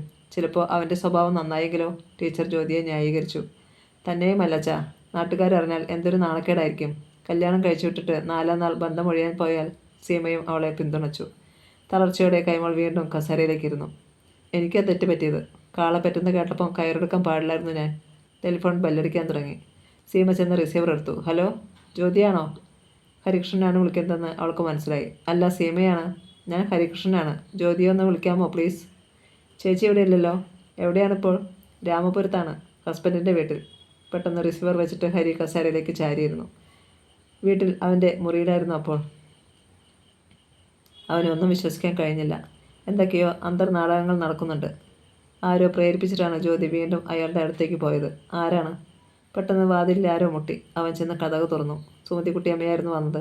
അമ്മയെ കണ്ട് അവൻ മുഖം കുനിച്ചു. പൂർണിമയുടെ കാര്യത്തിൽ നീ എന്ത് തീരുമാനിച്ചു? എനിക്ക് ഒരു ദിവസത്തെ സമയം കൂടി വേണം. എന്തിനാണ് ഇനി ഒരു ദിവസം കൂടി? എനിക്ക് ആലോചിക്കാനുണ്ട്. സുമതിക്കുട്ടിയമ്മ അവനെ ഒന്ന് നോക്കി. ആലോചിച്ചോ, പക്ഷേ എന്നെ തീറ്റാതിരുന്നാൽ മതി. അച്ഛൻ പാടുപെട്ട് പടുത്തുയർത്തിയതാണ് ചെമ്പകശ്ശേരി നഴ്സിംഗ് ഹോം. ഞാനത് നിലനിർത്തി. നീയായിട്ട് അത് ഇല്ലാതാക്കരുത്. ഹരികൃഷ്ണൻ മുഖം കുനിച്ച് നിന്നതല്ലാതെ ഒന്നും പറഞ്ഞില്ല. പിറ്റേന്ന് രാവിലെ കോളേജിലേക്ക് പോകും വഴി സത്യൻ്റെ ലോഡ്ജിലേക്ക് ഹരികൃഷ്ണൻ ചെന്നു. നീ ഇന്നലെ ഉറങ്ങിയില്ലെന്ന് തോന്നല്ലോ. അവൻ്റെ മുഖം കണ്ട് സത്യം ചോദിച്ചു. ജ്യോതിയെ കാണണം, എന്താണ് സംഭവിച്ചതെന്ന് അറിയണം, ഹരികൃഷ്ണൻ പറഞ്ഞു. അവൾ കോളേജിൽ വരുമ്പോൾ നമുക്ക് ചോദിക്കാം. നീ സമാധാനപ്പെട്, സത്യൻ ആശ്വസിപ്പിച്ചു. അവർ കോളേജിലേക്ക് പോയി. ജ്യോതി അന്ന് ക്ലാസ്സിൽ വന്നില്ല. അവൾക്ക് എന്തെങ്കിലും സംഭവിച്ചു കാണും. ഹരികൃഷ്ണന് ആദ്യമായി. എന്ത് സംഭവിക്കാൻ? നീ ഒന്നും മിണ്ടാതിരിക്കുക ഹരി. അഭിഷേക് അവനെ കുറ്റപ്പെടുത്തി. അതല്ല, രാമപുരത്തേക്കൊന്ന് പോയിട്ട് വരാം. എനിക്ക് അവളെ കണ്ട് സംസാരിക്കണം. ഞങ്ങളില്ല, നീ വേണമെങ്കിൽ പോയിട്ട് വാ, സത്യം പറഞ്ഞു. ആരും വരണ്ട, നീയൊന്നും കൂട്ടുകാരില്ലെന്ന് എനിക്ക് മനസ്സിലായിടാ. ഹരികൃഷ്ണൻ എഴുന്നേറ്റ് ക്ലാസ്സിൽ നിന്നിറങ്ങി നടന്നു. അവൻ കാറിൻ്റെ ഡോർ തുറന്നപ്പോഴേക്ക് സത്യന് അഭിഷേക് പിന്നാലെ എത്തിക്കഴിഞ്ഞിരുന്നു. ഒന്നും മിണ്ടാതെ സത്യൻ പിൻസീറ്റിലും അഭിഷേക് മുൻസീറ്റിലും അവനോടൊപ്പം കയറി. സത്യനാണ് രമേഷിൻ്റെ വീട്ടിലേക്കുള്ള വഴി പറഞ്ഞു കൊടുത്തത്. ജ്യോതിയുടെ കല്യാണത്തിന് മുമ്പ് അഭിഷേകമൊത്ത് അവൻ രമേഷിൻ്റെ വീട് കാണാൻ പോയിട്ടുണ്ടായിരുന്നു. ഗേറ്റിന് വെളിയിൽ ചെന്ന് കാർ നിന്നു. നിങ്ങളിവിടെ വെയിറ്റ് ചെയ്താൽ മതി, ഞാനൊന്ന് പോയിട്ട് വരാം. ഹരികൃഷ്ണൻ കാറിൽ നിന്നിറങ്ങി ഗേറ്റ് തുറന്ന് അകത്തേക്ക് കയറി ചെന്നു. കോളിംഗ് ബെല്ലടിച്ചപ്പോൾ ജ്യോതിയാണ് വാതിൽ തുറന്നത്. ഹരികൃഷ്ണനെ കണ്ട് അവൾ ഞെട്ടി. എന്തിനാണ് ഇങ്ങോട്ട് വന്നത്? ഹരി, വേഗം പോയിക്കോ, ഇവിടെ നിൽക്കണ്ട, അവൾ തിടുക്കത്തിൽ പറഞ്ഞു. പോകാം, അതിനു മുമ്പ് എനിക്കൊരു കാര്യം അറിയണം. പെട്ടെന്ന് രമേഷ് അകത്തു നിന്ന് ഇറങ്ങി വന്നു. അല്ല, കാമുകൻ അന്വേഷിച്ച് ഇങ്ങെത്തിയോ? എന്താണവോ അറിയേണ്ടത്? പരിഹാസത്തോടെ രമേഷ് ചോദിച്ചു. എന്തു പറയണമെന്നറിയാതെ ഹരികൃഷ്ണൻ നിന്നു. രമേഷിൽ എന്തോ തെറ്റിദ്ധാരണയുണ്ടായിട്ടുണ്ട്. ഞാൻ ജ്യോതിയുടെ കാമുകനല്ല, ക്ലാസ്മേറ്റാണ്. ശാന്തമായ സ്വരമായിരുന്നു ഹരികൃഷ്ണൻ്റേത്. ഓ, അത് ഞാൻ അറിഞ്ഞില്ല. എന്തിനാണാവോ ക്ലാസ്മേറ്റ് വന്നത്? പരിഹാസത്തോടെ രമേഷ് വീണ്ടും ചോദിച്ചു. ഞാൻ അത് പിന്നെ, ജ്യോതി ഇന്ന് ക്ലാസ്സിൽ വന്നില്ല. ഇതുവഴി പോകേണ്ടി വന്നപ്പോൾ വെറുതെ അന്വേഷിക്കുമെന്ന് വിചാരിച്ചാണ്. തൻ്റെ മറുപടി വിശ്വസനീയമല്ലെന്ന് ഹരികൃഷ്ണന് തന്നെ തോന്നി. രമേഷ് പൊട്ടിച്ചിരിച്ചു. അത് ശരി, ഏതെങ്കിലും ഒരു കുട്ടി എന്തെങ്കിലും കാരണവശാൽ ക്ലാസ്സിൽ വന്നില്ലെങ്കിൽ ഇയാൾ വീട്ടിൽ അന്വേഷിച്ചു പോകും അല്ലേ? ഹരികൃഷ്ണൻ ഒന്നും മിണ്ടിയില്ല. എല്ലാം കേട്ട് പകച്ചു നിന്നതേയുള്ളൂ ജ്യോതി. രമേഷ് മെല്ലെ ഹരികൃഷ്ണനെ സമീപിച്ചു. സത്യം പറ, നീ വന്നത് രഹസ്യമായിട്ട് ഇവളെ കാണാനല്ലേ? അല്ല രമേഷ്, സത്യമായിട്ടുമല്ല. ഞാനിവിടെ കാണില്ലെന്ന് നീ വിചാരിച്ചു. ഇവളെ കാണാൻ സൗകര്യമുള്ള സമയം നോക്കി നീ വന്നതാണ്. എനിക്കറിയാം, നിങ്ങൾ തമ്മിൽ ഭയങ്കര പ്രേമമാണെന്ന്. ഇവൾക്ക് വേണ്ടി നീ ഒരുപാട് കാശ് ചിലവാക്കിയിട്ടുണ്ട്. നീ കോടീശ്വരനല്ലയോ, നിനക്കത് പറ്റും. പെട്ടെന്ന് ജ്യോതി അയാളുടെ മുന്നിലേക്ക് കയറി വന്ന് ഹരികൃഷ്ണനെ അഭിമുഖീകരിച്ചു. ഹരി, എന്തിനാണ് വന്നത്? ഗൗരവത്തിലായിരുന്നു അവളുടെ ചോദ്യം. ഞാൻ ഇതുവഴി പോയപ്പോൾ. എന്തിനാണ് വെറുതെ ആവശ്യമില്ലാത്ത പ്രശ്നങ്ങൾ ഉണ്ടാക്കുന്നത്? എനിക്ക് നിങ്ങളോട് യാതൊരു താല്പര്യവുമില്ല. ഞാനത് പണ്ടേ പറഞ്ഞിട്ടുള്ളതാണല്ലോ. ഞാനൊരു ഭാര്യയാണ്, ദയവ് ചെയ്ത് ശല്യപ്പെടുത്തരുത്, അവൾ തൊഴു കൈയോടെ പറഞ്ഞു. അടിയേറ്റതുപോലെ ഹരികൃഷ്ണൻ നിന്നു. അവൻ ഒട്ടും പ്രതീക്ഷിക്കാത്ത വാക്കുകളാണ് ജ്യോതി പറഞ്ഞത്. സോറി, ഞാൻ ഒന്നും ഉദ്ദേശിച്ചല്ല. തല താഴ്ത്തി ഹരികൃഷ്ണൻ മെല്ലെ തിരിഞ്ഞു നടന്നു. കാറിൻ്റെ ബാക്ക് സീറ്റിലേക്ക് ഹരികൃഷ്ണൻ കയറി. അഭിഷേകാണ് കാർ ഡ്രൈവ് ചെയ്തത്. ഹരികൃഷ്ണൻ സീറ്റിലേക്ക് ചാരി കണ്ണുകളടച്ചിരുന്നു. അവൻ്റെ മനസ്സ് അപ്പോൾ ഒരു തീച്ചൂളയായിരുന്നു. മതിയായില്ലേ നിനക്ക്? ഇനിയെങ്കിലും നിനക്ക് നിൻ്റെ പാടുനോക്കി ജീവിച്ചൂടെ ഹരി? സത്യം ചോദിച്ചു. അവൻ്റെ ഒരു ദിവ്യ പ്രണയം. അവസാനം അവൾ തിരിഞ്ഞു കൊത്തിയത് കണ്ടില്ലേ? ദയവ് ചെയ്ത് ശല്യപ്പെടുത്തരുതെന്ന്. അവൾക്ക് വേണ്ടി ഇവൻ എന്തെല്ലാം ത്യാഗങ്ങൾ സഹിച്ചിട്ടുണ്ട്. സ്നേഹമുള്ളവളായിരുന്നെങ്കിൽ ആ താലിച്ചേട്ട് പൊട്ടിച്ചെറിഞ്ഞ് ഇറങ്ങി വരില്ലായിരുന്നോ? നിർത്ത്, കൈയെടുത്ത് ഹരികൃഷ്ണൻ വിലക്കി. പിന്നെ ആരും ഒന്നും മിണ്ടിയില്ല. ഇനി എന്താണ് ചെയ്യേണ്ടതെന്ന് എനിക്കറിയാം. ഞാൻ ഭീരുവല്ല, വിഡ്ഢിയുമല്ല, ഹരികൃഷ്ണൻ പറഞ്ഞു. ഇനി എന്താണ് നിൻ്റെ ഉദ്ദേശം? സത്യം ചോദിച്ചു. പറയാറായിട്ടില്ല. കാർ ഓടിക്കൊണ്ടിരുന്നു. രാവിലെ ബ്രേക്ക്ഫാസ്റ്റ് കഴിഞ്ഞ് ജ്യോതി നൈറ്റ് മാറ്റിയിട്ട് സാരി എടുത്തു കൊടുത്തു. അപ്പോഴാണ് രമേഷ് അങ്ങോട്ട് കയറിയത്. എങ്ങോട്ടാ? അയാൾ ആരാഞ്ഞു. കോളേജിലേക്ക്. നീ ഇനി കോളേജിലേക്ക് പോകുന്നില്ല. പഠിച്ചതൊക്കെ മതി. നിന്നെ ഉദ്യോഗത്തിന് വിടാനൊന്നും ഞാൻ ഉദ്ദേശിക്കുന്നില്ല. രമേഷേട്ടാ, വിശ്വാസം വരാതെ അവൾ വിളിച്ചു. അവനെ കാണാനല്ലേ നീ കോളേജിൽ പോകുന്നത്? നിനക്ക് അവനെ പിരിയാൻ വയ്യ. ഇന്നലെ നീ നടത്തിയത് ഒരു അഭിനയം മാത്രം, എന്നെ കാണിക്കാൻ. ഒരാഴ്ച എക്സ്ട്രാ ക്ലാസ് ഉണ്ട്. അത് കഴിഞ്ഞാൽ ഞാൻ പോകത്തില്ല. പിന്നെ പരീക്ഷയ്ക്ക് മാത്രം. വേണ്ട, ഈ വീട് വിട്ട് നീ എങ്ങോട്ട് പോകുന്നില്ല എന്ന് വിചാരിച്ച് നിന്നെ ഇവിടെ തനിച്ചാക്കാനൊന്നും ഞാൻ ഉദ്ദേശിക്കുന്നില്ല. അവനെ വിളിച്ചു വരുത്താമല്ലോ. നിനക്ക് ഞാൻ കാവലിന് ആളെ ഏർപ്പെടുത്താൻ പോവാ. ജ്യോതി അയാളെ പകച്ചു നോക്കി. സുലോചനയുടെ അടുത്തേക്കാണ് അയാൾ പിന്നെ ചെന്നത്. അവൾ ഓഫീസിലേക്ക് പോകാൻ ഒരുങ്ങിക്കഴിഞ്ഞിരുന്നു. ജ്യോതിക്കിന്ന് കോളേജിൽ പോകണ്ടേ? അവൾ ചോദിച്ചു. ഞാൻ പറഞ്ഞു പോകണ്ടാന്ന്. അതെന്താ? ജോലിയൊന്നും ചെയ്യരുതെന്നല്ലേ ചേച്ചിയോട് ഡോക്ടർ പറഞ്ഞിരിക്കുന്നത്? അപ്പോൾ അവൾ പോയാൽ എങ്ങനെയാ? ഇവിടെ ആഹാരം ഉണ്ടാക്കണ്ടായോ? പിന്നെ തുണി അലക്കണം, തറ തുടയ്ക്കണം. അതൊക്കെ ജ്യോതിയെ കൊണ്ട് ചെയ്യിക്കാമെന്നാണോ നീ പറയുന്നത്? വിശ്വാസം വരാതെ സുലോചന അയാളെ നോക്കി. പിന്നെ വേറെ ആരെവിടെയുള്ളത്? അവൾക്ക് പഠിക്കണ്ടേ? അതൊന്നും ശരിയാവത്തില്ല. വീട്ടുജോലിക്ക് വേറെ ആളിനെ ഏർപ്പെടുത്തണം, സുലോചന പറഞ്ഞു. രമേശ് ഒന്ന് ഊറിച്ചിരിച്ചു. നടരാജൻ്റെ വീടിൻ്റെ തൊട്ടടുത്ത് ഒരു സ്ത്രീയുണ്ട്. അവരെ അറേഞ്ച് ചെയ്തു തരാമെന്ന് അവൻ പറഞ്ഞിട്ടുണ്ട്. പക്ഷേ ആ സ്ത്രീ ഒരു ആസ്തമ പേഷ്യൻ്റാണ്. വയസ്സ് 50 കഴിഞ്ഞതാ. വയസ്സികളെയും രോഗികളെയും ഒന്നും നമുക്ക് വേണ്ട. ജോലി ചെയ്യാൻ നല്ല ആരോഗ്യമുള്ള ആരെങ്കിലും കിട്ടുമെന്ന് അന്വേഷിക്കേ. ശരി ചേച്ചി, ഞങ്ങളിന്ന് ചിലപ്പോൾ വരാൻ വൈകും. വൈകിട്ട് ഡോക്ടറെ ഒന്ന് കാണണം. അടിവയറ്റിൽ ചില നേരത്തെ വേദന അനുഭവപ്പെടുന്നുണ്ട്, സുലോചന പറഞ്ഞു.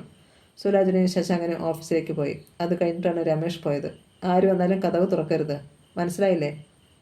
അവനിവിടെ വീണ്ടും വന്നെന്നറിഞ്ഞാൽ കൊന്നു കളയും രണ്ടെണ്ണത്തിന് ഞാൻ. പോകും മുമ്പ് അയാൾ ജ്യോതിയുടെ അടുത്ത് ഭീഷണി മുഴക്കി. രമേശ് പോയി കഴിഞ്ഞപ്പോൾ ജ്യോതി വാതിലടച്ച് കുറ്റിയിട്ടു. അല്പനേരം കഴിഞ്ഞപ്പോൾ ഗേറ്റിന് വെളിയിൽ ഓട്ടോറിക്ഷ വന്ന് നിൽക്കുന്ന ശബ്ദം അവൾ കേട്ടു. പേടിയോടെയാണ് ജനാലയുടെ അടുത്തേക്ക് അവൾ ഓടിച്ചെന്നത്. ഓട്ടോറിക്ഷയിൽ നിന്ന് സീമയാണ് ഇറങ്ങിയത്. അവളെ കണ്ട് ജ്യോതി ഓടി ഇറങ്ങിച്ചെന്നു. എന്താ മോളെ, ഒരു മുന്നറിയിപ്പുമില്ലാതെ? സീമയുടെ മുഖം കയ്യിൽ അവൾ അമർത്തിപ്പിടിച്ചു. മുന്നറിയിപ്പില്ലാതെ ഓരോന്ന് ചെയ്യുന്നത് ഞാനല്ലല്ലോ. ഈ വിവാഹബന്ധം അവസാനിപ്പിക്കണമെന്ന് കട്ടായം പറഞ്ഞ് എല്ലാം കെട്ടിപ്പെറുക്കി വീട്ടിൽ വന്നിട്ട് ഞങ്ങളോട് ഒരു അക്ഷരം പോലും പറയാതെ ഇങ്ങോട്ട് വീണ്ടും വന്നത് ചേച്ചിയല്ലേ? കുറ്റപ്പെടുത്തുന്ന സ്വരമായിരുന്നു സീമയുടേത്. അത് പിന്നെ മോളെ. നിസ്സഹായതയോടെ ജ്യോതി അവളെ നോക്കി. കോളേജിൽ അന്വേഷിച്ചപ്പോൾ ഇന്നലെ ചെന്നില്ലെന്നറിഞ്ഞു. അച്ഛനും അമ്മയും പറഞ്ഞ് ഇനി തിരക്കണ്ട എന്നാണ്. എന്നാലും എനിക്ക് മനസ്സ് വന്നില്ല. അതാ ഞാൻ ഓടി വന്നത്. ജ്യോതി അവളെ കെട്ടിപ്പിടിച്ചു. മോൾ വാ. അവർ അകത്ത് ചെന്നിരുന്ന് സംസാരിച്ചു. ഇന്നലെ വേറൊരു സംഭവം ഉണ്ടായി. ഹരി എന്നെ കാണാൻ ഇവിടെ വന്നിരുന്നു. അന്നേരം രമേശേട്ടൻ എവിടെ ഉണ്ടായിരുന്നു? സീമ ഞെട്ടലോടെ അവളെ നോക്കി. എന്നിട്ട്? എനിക്കെന്താണ് സംഭവിച്ചതെന്നറിയാൻ വന്നതായിരുന്നു, പാവം. പക്ഷേ നടന്നതെല്ലാം അവൾ സീമയോട് പറഞ്ഞു. ഹരികൃഷ്ണൻ ഇവിടെ വരാൻ പാടില്ലായിരുന്നു. രമേശേട്ടൻ തെറ്റിദ്ധരിച്ചതിൽ ഒരു കുറ്റവുമില്ല. സീമ രമേശിൻ്റെ പക്ഷം പിടിച്ചു. പ്രശ്നങ്ങൾ ഇത്രയും വഷളാകാൻ ഹരികൃഷ്ണനാണ് കാരണം. ഒരിക്കലുമല്ല. നീ വേറെ ചില കാര്യങ്ങൾ മറക്കുന്നു സീമേ. കാർത്തിക എന്നൊരു പെണ്ണുമായി രമേശേട്ടന് ബന്ധമുണ്ടായിരുന്നു. ആ പ്രശ്നം ഇല്ലാതാക്കിയത് ആരാണ്? ഹരികൃഷ്ണൻ. സീമ ഒന്നും മിണ്ടിയില്ല. മായ എന്നൊരു സ്ത്രീയിൽ രമേശേട്ടനൊരു കുട്ടിയുണ്ട്. ആ സ്ത്രീ മരിച്ചെങ്കിലും കുട്ടി മിസ്സിംഗ് ആണ്. ആ കുട്ടിയെ എവിടെയോ കൊണ്ടുചെന്ന് പാർപ്പിച്ചിരിക്കുന്നത് ഹരികൃഷ്ണനാണ്. വിശ്വാസം വരാതെ സീമ അവളെ നോക്കി. ചേച്ചി എങ്ങനെ അറിഞ്ഞു ഇക്കാര്യം? സത്യനും അഭിഷേകും രഹസ്യമായി എന്നെ അറിയിച്ചതാണ്. ഹരി എന്നെ അത്രയ്ക്ക് സ്നേഹിക്കുന്നുണ്ട്. ജ്യോതിയുടെ കണ്ണുകൾ നിറഞ്ഞു. എങ്കിൽ പിന്നെ എന്തുകൊണ്ട് രമേശേട്ടനുമായുള്ള ബന്ധം അവസാനിപ്പിച്ചുകൂടാ? ഹരികൃഷ്ണൻ ചേച്ചിയെ സ്വീകരിക്കാനും തയ്യാറല്ലേ? അതെ. പക്ഷേ നിനക്കറിയാത്തൊരു കാര്യമുണ്ട്. പൂർണിമയെ കൊണ്ട് ഹരിയെ വിവാഹം കഴിപ്പിക്കാനാണ് ഹരിയുടെ അമ്മയുടെ ആഗ്രഹം. അക്കാര്യം ഹരിയുടെ കുഞ്ഞമ്മാവൻ എന്നോട് വന്ന് പറയുകയും ചെയ്തു. ഞാൻ അദ്ദേഹത്തിന് വാക്കും കൊടുത്തു. അതിനുവേണ്ടിയാണ് രമേശേട്ടൻ്റെ കാല് പിടിച്ച് വീണ്ടും ഞാനിവിടെ.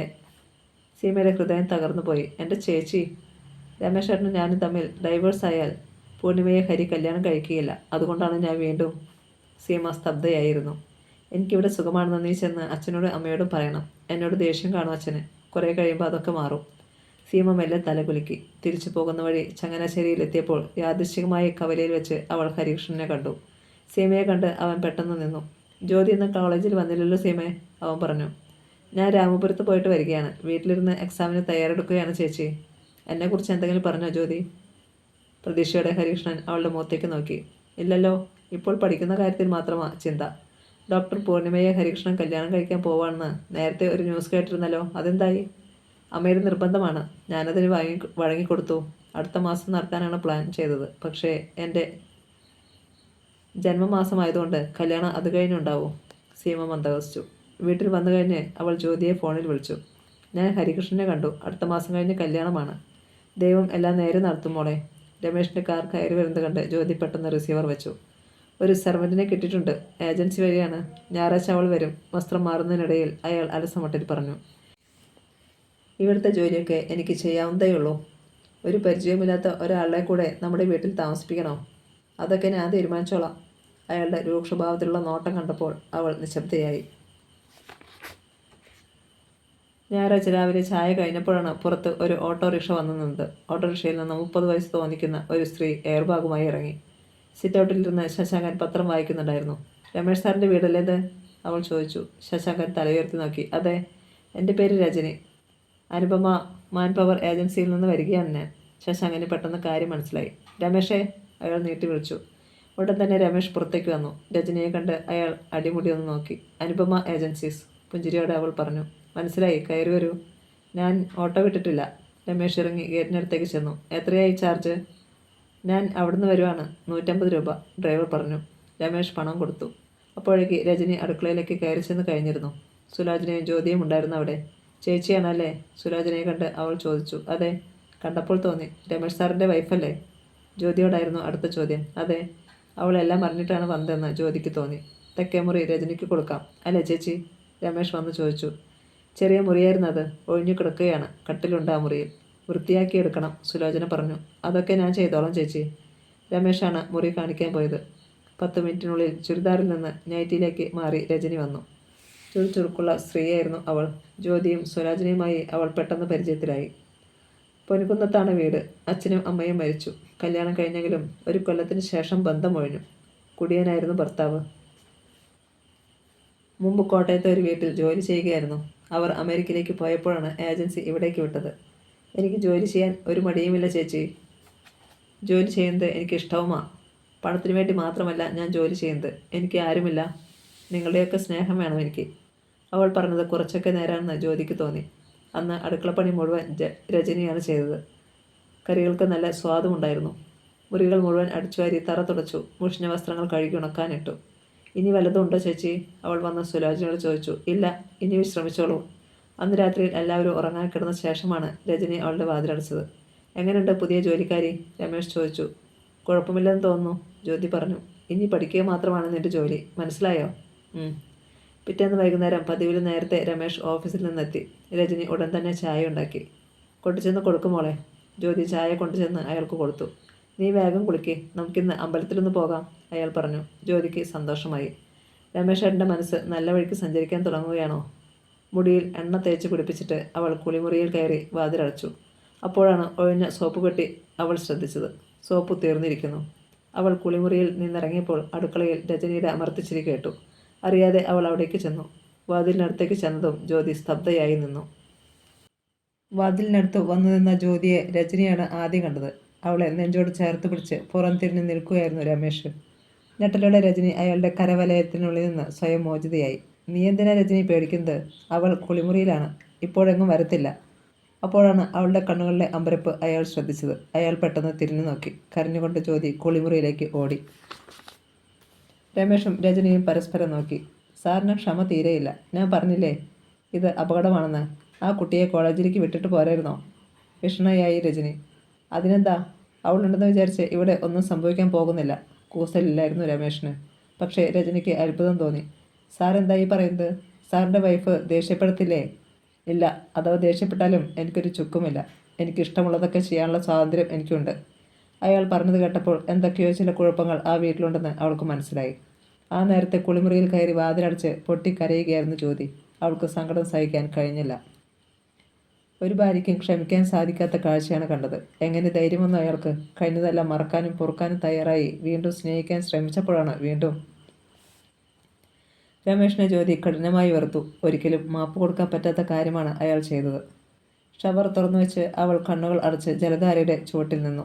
തണുത്ത വെള്ളം ശിരസിലൂടെ ശരീരത്തിലേക്ക് ഒഴുകിയിറങ്ങി. പക്ഷേ അവളുടെ മനസ്സിന് ശരീരത്തിനും ഒട്ടും ആശ്വാസം കിട്ടിയില്ല. ഒരു വിധത്തിൽ അവൾ കുളിച്ചെന്ന് വരുത്തി.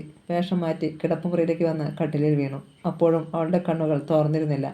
ആരോ മുറിയിലേക്ക് കയറി വരുന്ന കാൽപെരുമാറ്റം കേട്ട് ജ്യോതി തലയുയർത്തി നോക്കി. രമേഷ് ആയിരിക്കുമെന്നാണ് അവൾ വിചാരിച്ചത്. പക്ഷേ വന്നത് രജനിയായിരുന്നു. കയ്യിൽ ഒരു ഗ്ലാസ് ചായയും ഉണ്ടായിരുന്നു. ഇതാ മോളെ ചായ, എഴുന്നേറ്റ് കുടിക്ക്. ദഹിപ്പിക്കുന്ന മട്ടിൽ ജ്യോതി അവളെ നിന്ന് നോക്കി. രജനി അത് കണ്ടില്ലെന്ന് നടിച്ചു. കുളിച്ചിട്ട് ഇങ്ങനെ കിടക്കുന്നത് ശരിയല്ല മോളെ. സാറ് താണ്ടെ അമ്പലത്തിൽ പോകാൻ റെഡിയായിട്ടിരിക്കുന്നു, പോകുന്നില്ലയോ? അവളുടെ ചോദ്യം അവഗണിച്ചുകൊണ്ട് ജ്യോതി വീണ്ടും കണ്ണുകൾ അടച്ചു കിടന്നു. സംസാരിച്ചാൽ പൊട്ടിത്തെറിച്ചു പോകുമെന്ന് അവൾക്കറിയാമായിരുന്നു. ചായ മേശപ്പുറത്ത് വെച്ചിട്ട് രജനി പെട്ടെന്ന് കട്ടിലിൽ ഇരുന്നു കൊണ്ട് അവളെ കുലുക്കി വിളിച്ചു. ഷോ, മുടി ശരിക്ക് തോർത്തിയില്ലേ? തലയണ നനഞ്ഞല്ലോ. ജ്യോതി പെട്ടെന്ന് ചാടി എഴുന്നേറ്റു. തുടരു തന്നെ, പുലിയെ പോലെ നിന്ന് അവൾ അലറി. രജനി ഞെട്ടിപ്പോയി. എൻ്റെ മുമ്പിൽ നിന്ന് പോകാൻ ജ്യോതി വാതിൽ നേരെ കഴിച്ചുകൊണ്ടി നിന്ന് വിറച്ചു. ഒന്നും പറയാതെ രജനി പുറത്തേക്ക് ഇറങ്ങി വന്നു. അപ്പോഴേക്ക് രമേഷ് പാഞ്ഞെത്തി. കസവ് കരയുള്ള മുണ്ടും ഷർട്ടുമായിരുന്നു അയാളുടെ വേഷം. എന്താ ഇവിടെ? അയാൾ ചോദിച്ചു. എന്താണ് സംഭവിച്ചതെന്ന് നിങ്ങൾക്കറിയില്ല അല്ലേ? പരിഹാസത്തോടെ ജ്യോതി അയാളെ നേരിട്ടു. നീ രജനിയോട് പറഞ്ഞത് എന്താണെന്നാ ഞാൻ ചോദിച്ചത്. ഞാൻ വീട്ടുജോലിക്കാരിയോട് പറഞ്ഞതൊക്കെ നിങ്ങൾ അറിയണമെന്നില്ല. അറിയണം. ഞാനാ അവളെ ഇവിടെ കൊണ്ടുവന്നത്. അയാൾ വിട്ടില്ല. കൊണ്ടുവന്നത് വീട്ടുജോലിക്കോ അതോ ബെഡ്റൂമിലെ ആവശ്യത്തിനോ? എൻ്റെ ഇഷ്ടം പോലെ ഞാൻ ചെയ്യും. നീ ആരടി ചോദിക്കാൻ? രമേഷിൻ്റെ ഒച്ച ഉയർന്നു. എനിക്ക് അവകാശമുണ്ട് ചോദിക്കാൻ. 4 പേരറിഞ്ഞ് താലികെട്ടി കൊണ്ടുവന്ന ഭാര്യയാണ് ഞാൻ. അല്ലാതെ ഏജൻസി വഴി ജോലിക്ക് വന്നവളല്ല. മിണ്ടരുത്. എന്നെ വേണ്ടാന്ന് പറഞ്ഞ് ഇറങ്ങി പോയവളല്ലേ നീ? എൻ്റെ ഔദാര്യം കൊണ്ട് മാത്രം തിരിച്ചു വന്നിട്ടും നിന്നെ ഇവിടുന്ന് ഇറക്കി വിടാത്തത്. ആ ഓർമ്മയിൽ ജ്യോതി തളർന്നു. തന്നെ വീണ്ടും ഇവിടുന്ന് ഇറക്കി വിട്ടാൽ വീട്ടിൽ ചെന്നാൽ അവർ സ്വീകരിക്കും. പക്ഷേ ഹരികൃഷ്ണൻ, ഞാനൊരു ഭാര്യയാണ്. അതെന്താ നിങ്ങൾ മറക്കുന്നത്? ഇഷ്ടമുള്ളത് എന്തും ചെയ്തോ, വേറെ എവിടെയെങ്കിലും പോയിട്ട്. എൻ്റെ കൺമുമ്പിൽ വെച്ച് വേണോ? ഹൃദയം പൊട്ടി അവൾ ചോദിച്ചു. ഇതെൻ്റെ വീടാണ്. ഇവിടെ വെച്ച് എനിക്ക് ഇഷ്ടമുള്ളതൊക്കെ ഞാൻ ചെയ്യും. എതിർപ്പുണ്ടെങ്കിൽ നിനക്ക് ഇപ്പോൾ തന്നെ പോകാം. അവസാന വാക്കെന്ന പോലെ രമേഷ് പറഞ്ഞു. ജ്യോതി ഒന്നും മിണ്ടിയില്ല. രൂക്ഷഭാവത്തിൽ അവളെ ഒന്ന് നോക്കിയിട്ട് അയാൾ മുറിയിൽ നിന്ന് ഇറങ്ങി മുൻവശത്തേക്ക് ചെന്നു. സാറേ, ഞാൻ പോവാണ്. രജനിയുടെ ശബ്ദം കേട്ട് അയാൾ പെട്ടെന്ന് തിരിഞ്ഞു നോക്കി. ചുരിദാറിലേക്ക് വേഷം മാറി രജനി എയർബാഗുമായി വന്ന് നിൽക്കുന്നുണ്ടായിരുന്നു. എന്താ രജനി ഇത്? എവിടേക്കാണ് നീ പോകുന്നത്? അമ്പരപ്പോടെ അയാൾ ചോദിച്ചു. എനിക്ക് മതിയായി സാറേ. ഈ വീട്ടിൽ നിൽക്കാൻ എനിക്കിനി ഒരു താല്പര്യവുമില്ല. ഏജൻസിയിൽ പറഞ്ഞാൽ പകരം വേറെ ആളിനെ വിട്ടുതരും, അവൾ പറഞ്ഞു. രജനി, പോകരുത്.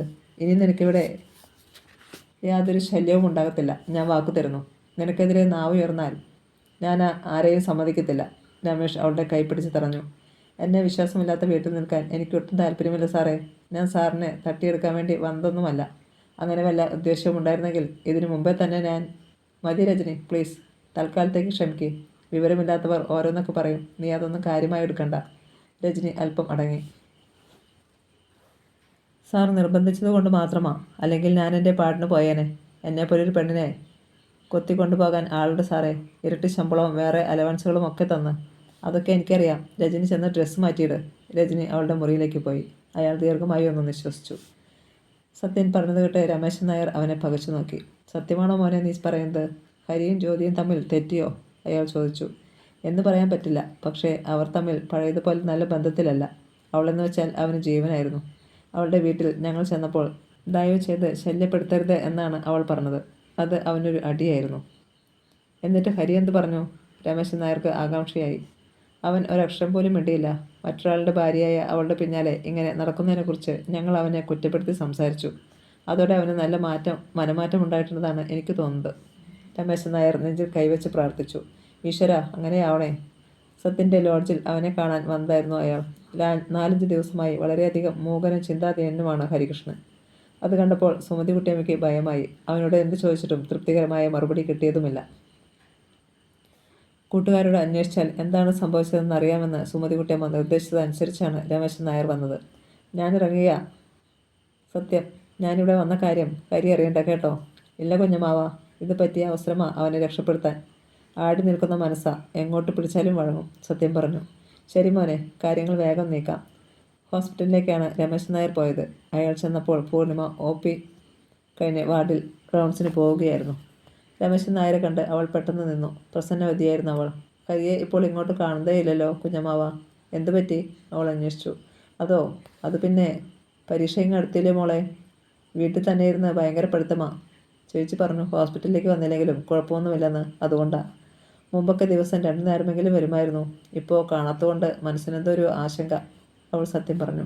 അതിനെന്താ, മോൾ അന്വേഷിച്ചെന്ന് ഞാൻ പറയാം. മോൾ വാർഡിലേക്ക് പോവല്ലേ, ചെല്ലേ. പൂർണിമയെ കൊണ്ട് കൂടുതൽ ചോദ്യങ്ങൾ ചോദിപ്പിക്കാതെ ഒഴിവാക്കാനായിരുന്നു രമേശൻ നായർക്ക് ധൃതി. അവൾ പോയപ്പോൾ അയാൾ സുമതിക്കുട്ടിയമ്മയുടെ മുറിയിലേക്ക് ചെന്നു. അവർ തനിച്ചായിരുന്നു അപ്പോൾ. ഞാൻ സത്യനെ കണ്ടിട്ടാണ് വരുന്നത്, അവൾ തള്ളി പറഞ്ഞതിൻ്റെ സങ്കടത്തിലാവാൻ അയാൾ കാര്യങ്ങളെല്ലാം അറിയിച്ചു. സുമതിക്കുട്ടിയമ്മയുടെ മുഖം വിടർന്നു. അതെയോ, പ്രധാന തടസ്സം നീങ്ങിയ സ്ഥിതിക്ക് ഇനി അവൻ കല്യാണത്തിന് എതിർപ്പൊന്നും പറയത്തില്ല. നമുക്ക് എത്രയും വേഗം നടത്തണം. പെട്ടെന്ന് നടത്താവുന്ന ഒരു കാര്യമുണ്ട്, മോതിരം മാറൽ. വേണമെങ്കിൽ അടുത്താഴ്ച തന്നെ നമുക്കത് ചെയ്യാം. പിന്നെ അവൻ്റെ മനസ്സ് മാറത്തില്ല. രമേശൻ നായരുടെ നിർദ്ദേശം വളരെ നല്ലതാണെന്ന് സുമതിക്കുട്ടിയമ്മയ്ക്ക് തോന്നി. എങ്കിൽ ഞാൻ ഇപ്പോൾ തന്നെ പൂർണിമയുടെ അച്ഛനെ വിളിക്കാം. അവർ ഫോണെടുത്ത് തിരുവനന്തപുരത്തേക്ക് വിളിച്ചു. കവടിയാറിലെ വീട്ടിൽ ഗോപിനാഥൻ നായർ ഉണ്ടായിരുന്നു. ഞാനൊരു അഭിപ്രായം അറിയാൻ വിളിച്ചതാണ്. 2 മാസം കൂടി കാത്തിരിക്കേണ്ടി വരും ഹരിയുടെ പരീക്ഷ കഴിയാൻ. എന്നിട്ടല്ലേ നമുക്ക് കല്യാണം നടത്താൻ പറ്റൂ. നമുക്ക് അതിനു മുമ്പ് ഒരു മോതിരം മാറൽ നടത്തിയാലോ? അവർ ചോദിച്ചു. ഇക്കാര്യം ഞങ്ങൾ അങ്ങോട്ട് പറഞ്ഞാലോ എന്ന് വിചാരിക്കുകയായിരുന്നു. ഇങ്ങോട്ട് പറഞ്ഞപ്പോൾ വലിയ സന്തോഷമായി. നമുക്കത് നടത്താൻ സുമതികുട്ടിയമ്മേ. ഗോപിനാഥൻ നായർ ഉടൻ സമ്മതിച്ചു. അടുത്ത ആഴ്ച തന്നെ ആയാലോ? ഒരു വിരോധവുമില്ല. സമയം നോക്കിച്ചിട്ട് ഞാൻ വിളിക്കാം.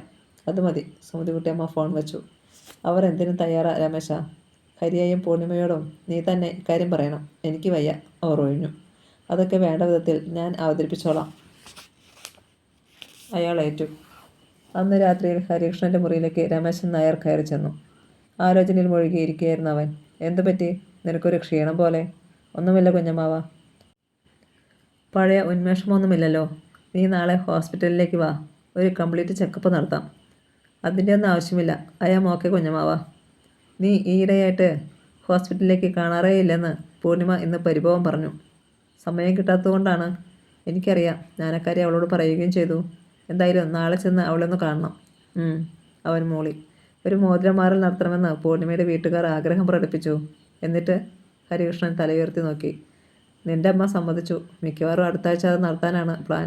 നമുക്ക് അധികം പേരെയൊന്നും ക്ഷണിക്കണ്ട അല്ലേ? അവൻ വീണ്ടും മൂളി. പിറ്റേന്ന് രാവിലെ അവൻ ഹോസ്പിറ്റലിലേക്ക് ചെന്നു. പൂർണിമ ഭംഗിയുള്ള ഒരു കോട്ടൺ സാരിയാണ് ഉടുത്തിരുന്നത്. അവളൊരു ചിത്രശലഭത്തെ പോലെ സുന്ദരിയായിരുന്നു.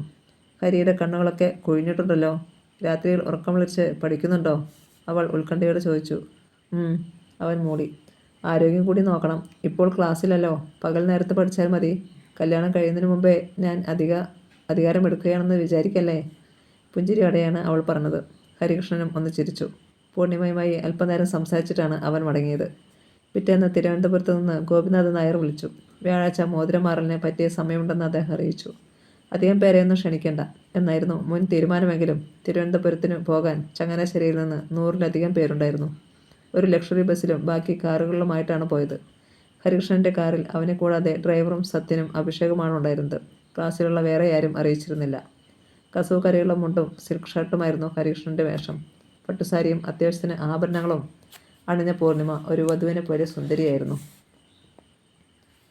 കിഴക്കേക്കോട്ടയിലുള്ള ഒരു ചെറിയ ഓഡിറ്റോറിയത്തിലാണ് ചടങ്ങ് നടന്നത്. മുഹൂർത്തമായപ്പോൾ പൂർണിമയുടെ വിരലിൽ ഹരികൃഷ്ണൻ മോതിരം ചാർത്തി.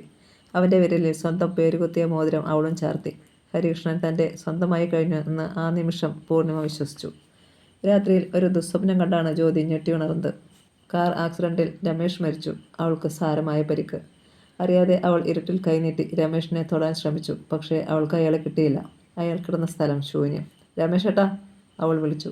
അയാൾ വിളി കേട്ടില്ല. ജ്യോതി എഴുന്നേറ്റ് ലൈറ്റിട്ട് നോക്കി. മുറിയിൽ രമേശ് ഉണ്ടായിരുന്നില്ല. വാതിൽ ചാരിയിട്ടേയുള്ളൂ. ക്ലോക്കിൽ മണി 12:40 ബാത്റൂമിൻ്റെ വാതിൽ തുറന്നു നോക്കിയപ്പോൾ അവിടെയും അയാൾ ഉണ്ടായിരുന്നില്ല. പെട്ടെന്ന് അവളൊന്ന് കിടുങ്ങി. വാതിൽ തുറന്ന് അവൾ തെക്കേ മുറിയുടെ അടുത്തേക്ക് ഇരുട്ടിലൂടെ ചെന്നു. തള്ളി നോക്കിയപ്പോൾ വാതിൽ ഉള്ളിൽ നിന്ന് കുറ്റിയിട്ടിരിക്കുകയാണ്. ഉള്ളിൽ നിന്ന് അടക്കിയ സ്വരത്തിലുള്ള സംസാരം കേൾക്കുന്നുണ്ടായിരുന്നു. വാതിലിൽ തട്ടി അലറി വിളിക്കാനാണ് പെട്ടെന്ന് ജ്യോതിക്ക് തോന്നിയത്. പക്ഷേ അവൾ സ്വയം നിയന്ത്രിച്ചു. സുലോചന ചേച്ചിയും ശശാങ്കൻ ചേട്ടനെയും വിളിച്ചു ഉണർത്തിയിട്ട് എന്തു ഫലം? വയറുവേദനയാണെന്ന് പറഞ്ഞ് സുലോചന ചേച്ചി നേരത്തെ ഉറങ്ങാൻ കിടക്കുകയും ചെയ്തതാണ്. കണ്ണീരടക്കി ജ്യോതി കിടപ്പുമുറിയിലേക്ക് മടങ്ങി. ഭാര്യ ഉറങ്ങിക്കിടക്കുമ്പോൾ വേലക്കാരിയുടെ മുറിയിലേക്ക് പോകുന്ന ഭർത്താവിനോടൊപ്പം ആത്മാഭിമാനമുള്ള ഒരു ഭാര്യയ്ക്ക് ജീവിക്കാൻ സാധിക്കുമോ? ഇല്ല. പക്ഷേ വേറെ എവിടേക്ക് പോകാൻ? താൻ തിരിച്ചു ചെന്നു എന്നറിഞ്ഞാൽ ഹരികൃഷ്ണൻ അന്വേഷിച്ചു വരും. അതുവേണ്ട. ഒരേ ഒരു മാർഗമേ ഇനി മുന്നിലുള്ളൂ. അവൾ അലമാര തുറന്ന് ഒരു പോളിസ്റ്റർ ഷാളെടുത്ത് നിവർത്തി കട്ടിലിൻ്റെ മുകളിൽ കസേര എടുത്തിട്ട് സീലിംഗ് ഫാനിൽ ആദ്യത്തെ കുരുക്കിട്ടു. രണ്ടാമത്തെ കുരുക്കുണ്ടാക്കി അതിനുള്ളിലേക്ക് തല കടത്തി. ഒരു കാലുകൊണ്ട് ഇനി കസേര തട്ടിത്തെറിപ്പിക്കുകയോ നിലത്തേക്ക് ചാടുകയോ ചെയ്താൽ മതി. ഒരു നിമിഷം അവൾ കണ്ണുകളടച്ചു നിന്നു. അമ്മേ, അച്ഛാ, സീമേ, വിവേകേ, എന്നോട് പൊറുക്കണേ. കഥ തുടരും.